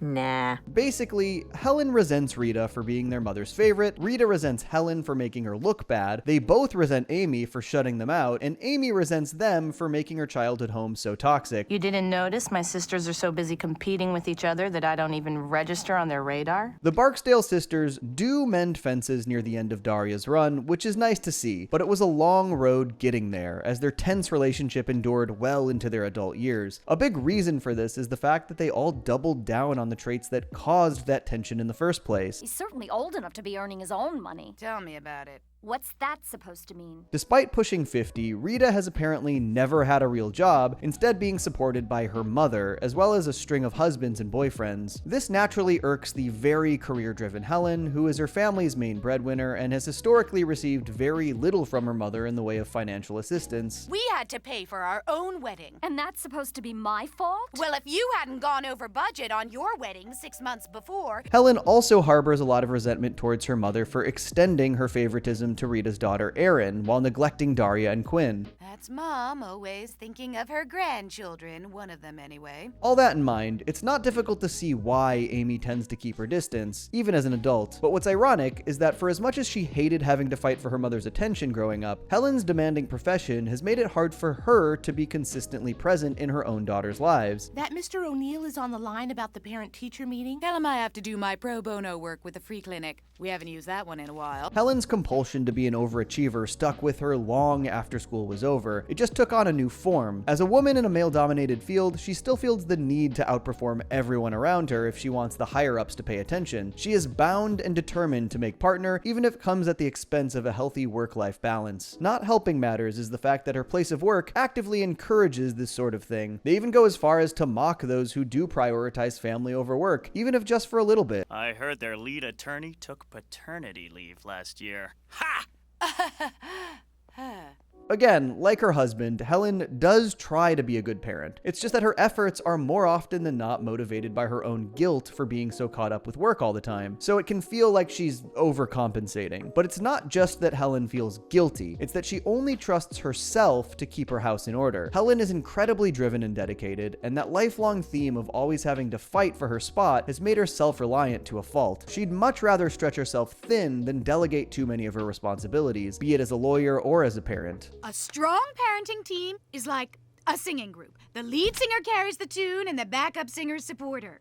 That's you. This can obviously be frustrating for Daria and Quinn, who tend to be given free rein whenever Helen is preoccupied, only to have their mom suddenly drop the hammer. This could also be part of the reason Jake is so out of touch with his daughters, since he's rarely allowed to take the lead when it comes to parenting. There's a great example of this in the season 1 episode, The Big House. When Helen decides that the girls need more discipline, she goes Old Testament on them, and I do mean that literally. That's right. A lot of thought went into this. Do I need to read these? Later. Helen is in this really tricky spot where she wants to set a good example for her daughters by being a respected professional woman, presumably because she doesn't want them to end up like Rita, or her mother-in-law for that matter. You see, despite eventually realizing just how repressed she was in her marriage to Mad Dog, Ruth still holds some rather outdated beliefs regarding a woman's place in the world, which obviously puts her at odds with Helen. Wouldn't it be easier just to marry a nice doctor? But because of the pressure she puts on herself to always be super mom, Helen doesn't always give herself the time to just be mom, and the fact that this eats at her doesn't go unnoticed. Mom's resentful that she has to work so hard, which obscures her guilt about actually wanting to work so hard. Helen isn't a bad mom, she just struggles to find that balance, and I don't think it's a coincidence that some of her best parenting moments come when she stops trying so hard to be in control and just allows herself to be present and available. Honey, things will work out. I don't know how, but they will. You don't know how? What kind of parental wisdom is that? honest. I've also seen a lot of debate online regarding whether or not Helen plays favorites herself, and whether she prefers Daria or Quinn. After all, she definitely appears to get along better with Quinn, but she also appears a lot more invested in Daria. However, I don't think this is necessarily her favoring one over the other. Rather, this seems to be her picking up Jake's slack, since Helen is actually fairly in tune with who her daughters are. Honestly, Jake, sometimes I wonder if you know even the most rudimentary facts about our girls. Helen is very big on getting Daria to come out of her shell, so she often urges her, forces her, or even bribes her to be more sociable, despite usually being met with pushback. Meanwhile, Quinn has absolutely no problem making friends and putting herself out there. You can see why Daria gets paid more attention in that respect, and why Quinn generally has a smoother relationship with her mom. Helen knows Quinn is going to be just fine socially, while Daria needs a little bit more of a push. My refusal to attend this field trip is based on moral and ethical objections so intrinsic. 30. 50. Done. On the flip side, though, Helen also knows that Daria is a very gifted student, so she's more comfortable taking a hands-off approach when it comes to her studies. Conversely, she knows that Quinn occasionally needs a nudge of her own in that arena. Honey, this isn't just about one essay. It's about setting goals in life and going after them. Helen's involvement is still inconsistent because of her busy work schedule, but even though she's usually preoccupied, she's not oblivious. When the hell did you learn so much about me? It's a funny thing, Daria. You give birth to someone, you just get an urge to keep tabs on them. All things considered, Daria and Quinn actually have one of the healthier family dynamics in the entire show. I've already done videos talking about Jodie, whose parents are super demanding and overbearing all of the time, and Jane, whose parents are completely checked out. We don't really have any rules at our house. Right, Janie? Well, there's that one about not building a fire in the rooms that don't have fireplaces. Helen and Jake certainly have their own flaws as parents, but they're a lot closer to finding that happy medium than a lot of their peers. And it bears repeating that despite all her sarcasm, Daria does recognize and appreciate this. I'd like to add that if you're lucky enough to have a good friend and a family that cares, it doesn't have to suck quite as much. By the way, since I've done videos covering Quinn, Jane, and now Helen, I just want to take a second to give a shout out to actress Wendy Hoops, who voiced all three characters and did an amazing job at making them all sound really distinct. What's Dad so worked up about anyway? Oh, Quinn, it's not easy being an adult. Back on topic though, while we've talked a lot about Jake and Helen's respective childhoods and parenting styles, there's one more key period in their lives that is essential to understanding what makes them tick. Whatever happened to the mellow, let-it-be attitude you used to have? Jake and Helen met when they both started attending the fictional Middleton College in the late 60s, probably around 1968. From there, they not only started dating, but became entrenched in the countercultural hippie movement. We're lucky we got here before the oil companies pave it all over. And put up a parking lot. Their involvement makes a lot of sense. The hippies were at the height of their cultural relevance at that point in time, and their ideals really resonated with college students in particular. It's also easy to see why that subculture was so appealing to Jake and Helen specifically. You can't hike in these damn earth shoes! They make you tilt! Come on, Jake. Just dig the scene. The motto of peace, love, and understanding is pretty much the antithesis of the cruel upbringing that left Jake so damaged as an adult. And the laid-back hippie attitude no doubt offered Helen a way to escape the stress of being an overachiever, which takes a toll after a while. Not only that, but the fact that both Jake and Helen grew up desperate for parental approval they weren't really receiving is most likely why they found solace in each other. Helen, it's been a year since our commitment ceremony, and I've never felt more self-realized. Happy anniversary. Of course, the hippie movement's time as a cultural powerhouse wouldn't last, and by the 80s, many of its original members had integrated back into mainstream society, effectively joining the very same system they once opposed, and giving rise to yuppie culture. Yuppies are from the 80s. So, what do you call people with funny outfits who talk about peace and love and stuff? Trekkies. Jake and Helen fall squarely in this category. Hippies turned yuppies. That is, not Trekkies. Not as far as we know anyway. But as we've already established, Helen makes her living as a successful corporate attorney. Jake, meanwhile, runs his own freelance consulting firm specializing in marketing and sales. Hell yes! Jake Morgendorfer Consulting is back! In the Daria Season 2 episode, That Was Then, This Is Dumb, Jake and Helen are directly confronted with the idea that they've sold out. It's here we meet two of their old friends, Willow and Coyote, a pair of holdover hippies who've continued living that lifestyle well into the 90s. You have a very old soul. It just looks mature for its age. Willow and Coyote make some passive-aggressive remarks regarding where Jake and Helen ended up. Jake and Helen get defensive at first, partially because they do kind of agree and express a fair amount of guilt over going back on their hippie beliefs. I know what you're thinking, that I've turned into the man. But they also realize that the grass isn't necessarily greener, as Willow and Coyote eventually let it slip that they're getting sick of the hippie lifestyle themselves. I hate kneading bread. What? I hate kneading bread! Regardless, this theme of longing for what was is very much a recurring one for Jake in particular. Though he seems to be mostly fulfilled by family life, he pretty plainly states that he deeply misses being a younger man. Dad, let's say you have an identity you don't even like. Oh, sure! Like one day you wake up middle-aged and resenting the hell out of it. Jake also speaks very highly of his alma mater, and would love nothing more than for his girls to carry on his legacy there, despite the fact that Middleton is generally considered to be a second-rate school at best. Helen even admits that she only went there because she's a literal baby boomer who had unprecedented levels of competition when applying to college. Dad seems to think Middleton's hot stuff. Your father needs to maintain certain illusions about his youth in order to function. That being said, it's really not hard to see why Jake romanticizes his college days so much. It was probably both the first and last time in his life he felt truly free, after he got out from under Mad Dog's thumb and before he surrendered to the corporate world. Once you could fit all your worldly possessions into a backpack, pair of jeans, a few t-shirts, copy of Steal This Book. And now, look at you. On that note, Jake and Helen were apparently quite well traveled during their hippie days. As a sidebar, the show itself never explicitly states where Lawndale is. It's kind of meant to be any town USA for the most part, but there are some pretty big hints. I couldn't find the original interview, but series creator Glenn Eichler apparently once said that Lawndale was located in or around Maryland. There are a few things that contradict this. For instance, the episode Speed Trapped implies that Lawndale is relatively close to a desert populated by Western types, which doesn't exactly jive with the Mid-Atlantic setting. We're just two little city gals from Lawndale. Lawndale's a suburb. Right. But there's a lot of evidence in favor of Maryland as well. Season 3's Daria the Musical reveals that hurricanes are an occasional concern in Lawndale, though to be fair, that episode has, let's call it, questionable canonicity.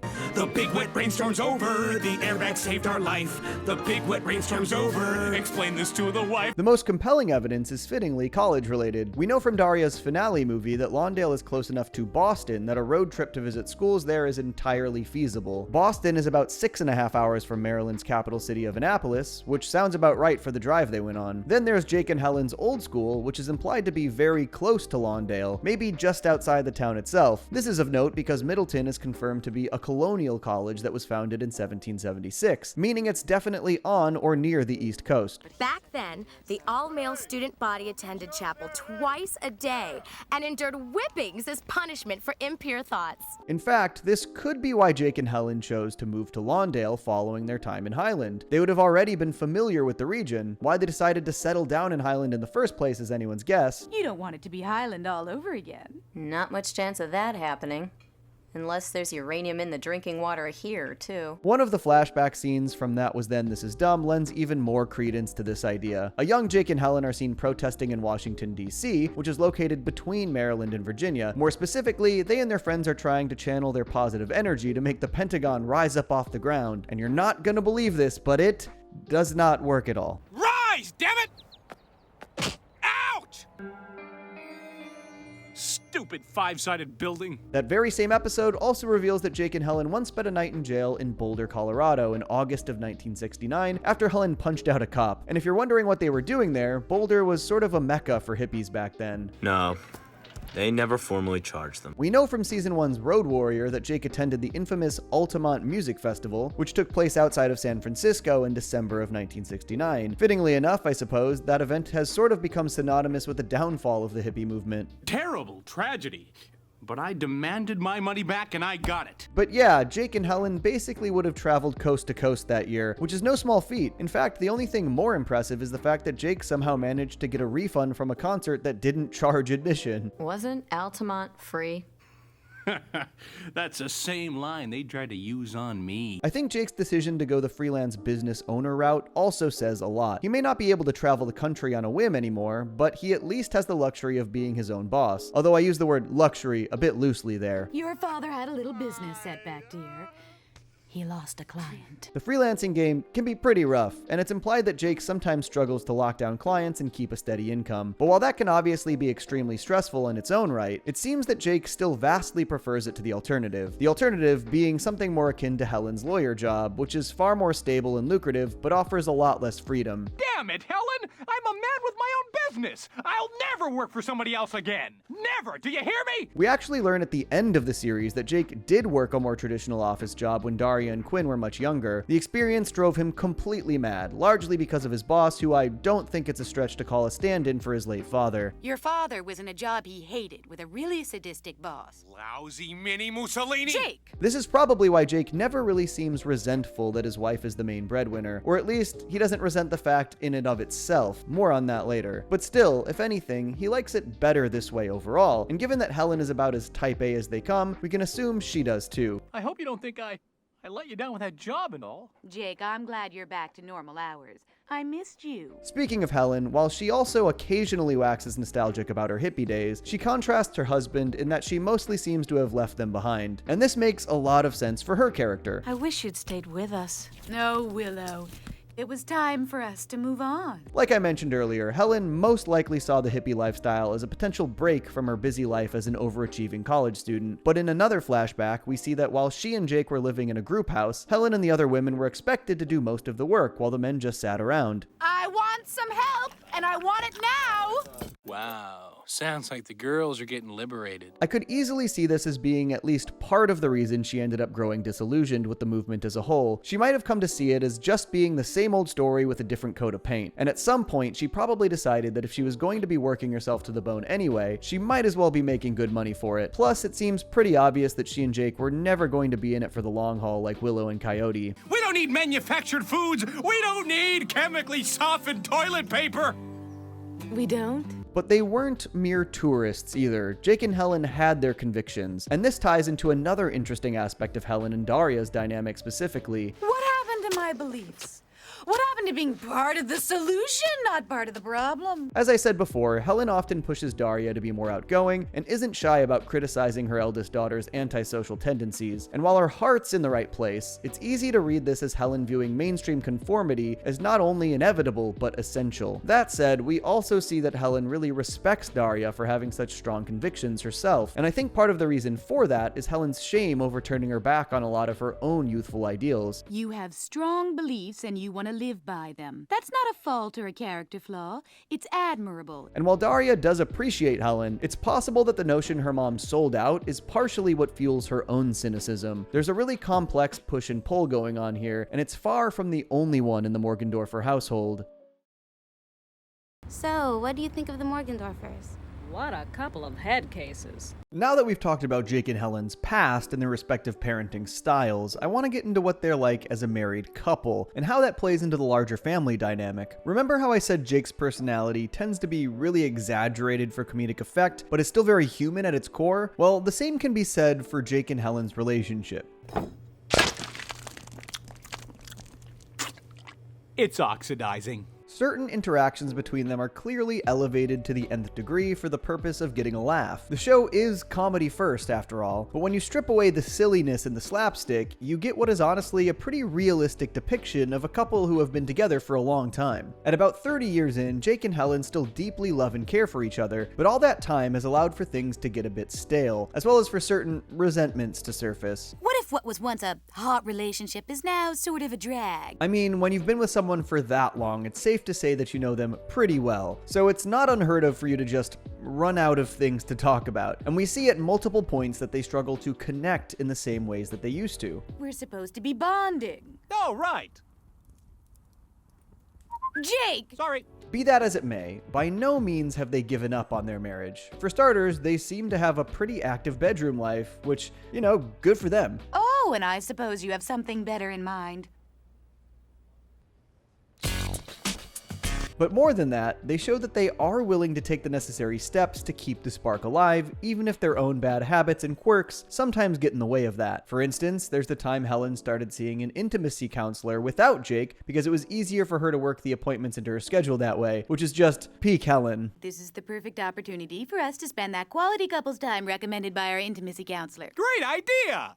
Who? But still, I think a lot of people in a similar position wouldn't even bother trying unless they knew there was still something worth trying for. And Jake and Helen really do make each other happy, regardless of the frustrations that they also have with one another. But what frustrations do I mean exactly? Well, one of the bigger ones is that Helen tends to get pretty fed up with Jake's eccentric behavior, as well as the fact that he's still so hung up on his awful childhood. Like I said, she doesn't like to live in the past as much as he does. Nobody likes poor old Jake. Should I think about the reasons? Oh, must be my father's fault. And yeah, if you heard the exact same stories over and over again for 30 years, it probably would start to get old. And Jake probably should try to work through his trauma in a more constructive way than just screaming or sulking all the time. At the same time though, Helen could probably stand to be just a little more compassionate. Okay, Jake. I'm just gonna catch up on some paperwork in the kitchen. I also want to circle back to Jake being out of touch with Daria and Quinn, because this really frustrates Helen as well. She also gets upset at Jake for not immediately putting on a united front with her whenever she decided to lay down the law. Nobody said the justice system would be fair. Actually, I think somebody did say that. What have I told you about backing me up? As with the previous point, you can kind of see both sides here. Like I said, while they're not nearly as bad as, say, Jane's parents, both Helen and especially Jake could definitely stand to be a bit more attentive in their parenting. So you can't really fault Helen for trying to facilitate just that, but you also can't really fault Jake for being just as caught off guard as his daughters, seeing as how Helen usually makes these decisions abruptly and unilaterally. I didn't know we had a curfew. Well, that's interesting, Daria. I didn't either. But according to your mother... Jake. Helen wants Jake to always have her back, but she's not always willing to extend the same courtesy in return. There's at least one instance where Jake does call her on this, particularly as it pertains to his job and her seemingly not taking it seriously. You know, you could be a little supportive of my career. I am supportive. It's just right now I've got more important... And while we're on the subject, remember how I said Jake isn't particularly bothered by Helen being the breadwinner? This is still true in the sense that Jake doesn't seem to have that macho aversion to having a wife who makes more money than he does, probably because he's rejected much of his father's antiquated worldview. Tried to mold me into a soldier, but did he ever let me have a G.I. Joe? Didn't want his boys playing with dolls, he said. But although he's happy to let Helen steer the ship, and Helen is more than happy to oblige, Jake does feel somewhat neglected in his marriage. And given what we know about Jake's childhood, this can stir up some rather strong emotions, which don't always come out in the most constructive way. I'm very, very important and very, very stressed, and I don't have time to actually do anything for anyone else, but I can pretend I care, can't I? It's really tough. Tensions are high in this scene, and Jake is coming in way too hot, but Helen's reaction tells the whole story. She knows there's some truth to what he's saying, but one thing Jake gets wrong is that Helen does genuinely care. She's just not always the best at showing it. And on the flip side, while Helen feels a lot of guilt over that lack of work-life balance we talked about, Jake carries his own share of guilt for not pulling more weight himself. But rather than really confront this, he opts to deflect by playing up the chaotic aspects of his personality, which Helen calls him out on. No matter, I'm not saying anything relevant anyway. I'm lost in a fog when I'm not flying into a rage. To be clear, Jake's eccentricities are real, but over time he's learned how to use them as a defense mechanism. And once again, Daria easily picks up on this. Dad's guilty about being less driven than Mom, but thinks it's wrong to feel that way, so he hides behind a smokescreen of cluelessness. Jake does this in a variety of ways as well. In fact, that air of cluelessness sometimes even offers a nice reprieve from his near perpetual anger regarding his youth. It's an alternative that's not necessarily healthy, since he's just avoiding the issue altogether that way, but it's almost certainly a lot easier on his blood pressure. The air thick with oppression and the constant threat of... Look, a ducky. Hey, neat! That leads into one last thing I want to talk about before wrapping things up, which is the ways Daria and Quinn actually take after their parents. If you've seen my video on Quinn, you'll know that I spoke at length about how she really leans into her persona as a fashion-obsessed popular girl in order to avoid facing her own insecurities regarding her inner depth and intelligence. It's not one-to-one, but it is similar to Jake's smoke screening. I'm sure you just feel obliged to stress the moronic aspects of your personality so you'll fit in better with the fashion drones. Daria, on the other hand, has a very different temperament from both her father and sister. While Jake is loud and Quinn is bubbly, Daria is typically defined by her deadpan expression and monotone speaking style. But while it's true that she doesn't often have emotional outbursts, it does happen. And when it does, I mean, come on, tell me this isn't Jake talking. Damn it! Damn it, damn it, damn it! As for Helen's influence, Daria inherited one big personality trait from her mom, which ironically only exacerbates some of the tension in their relationship. A gross insensitivity to others' needs and an overriding conviction that she is always right. Daria and Helen are both extremely stubborn and stuck in their ways, so when they don't see eye to eye on something, which is often, it results in a lot of mutual frustration, particularly in the early seasons. But as the show goes on, we see their relationship soften a bit as they come to understand each other better. They're never fully on the same page, but over time, they become a lot more willing to meet each other halfway. You really don't hate me for working so hard. I came to this stupid place and pretended to be well-adjusted, didn't I? The same can be said for Jake and Helen, whether it's Jake making an effort to be less obtuse, slow as that process is, or Helen tagging along with Jake to meet clients, not because she wants to, but because she knows it's important to him. Even at their age, they're still learning about each other, and you get the impression that they're slowly but surely learning to be more patient with each other as well. Where am I? You're safe with me, Jake. Your father's dead and Corporal Ellenbogen's far, far away. Whew. By the time the show concludes, things aren't perfect. Far from it, in fact, but I can't stress enough how important it is that they're trying. And that's the note I kind of want to end on. For all the drama and dysfunction, there's clearly so much love in the Morgendorffer house if you take the time to look. Daria giving her parents reassurance when they need it most, Helen comforting Daria after her falling out with Jane, Quinn deciding to study medicine so she can take care of Jake after his heart attack, Helen holding on to an awful anniversary gift for decades because of the love and effort Jake put into it. Hell, I did a whole video about Daria and Quinn learning to get along. You're gonna have friends and everything. I know it sounds hard to believe. Gee, thanks.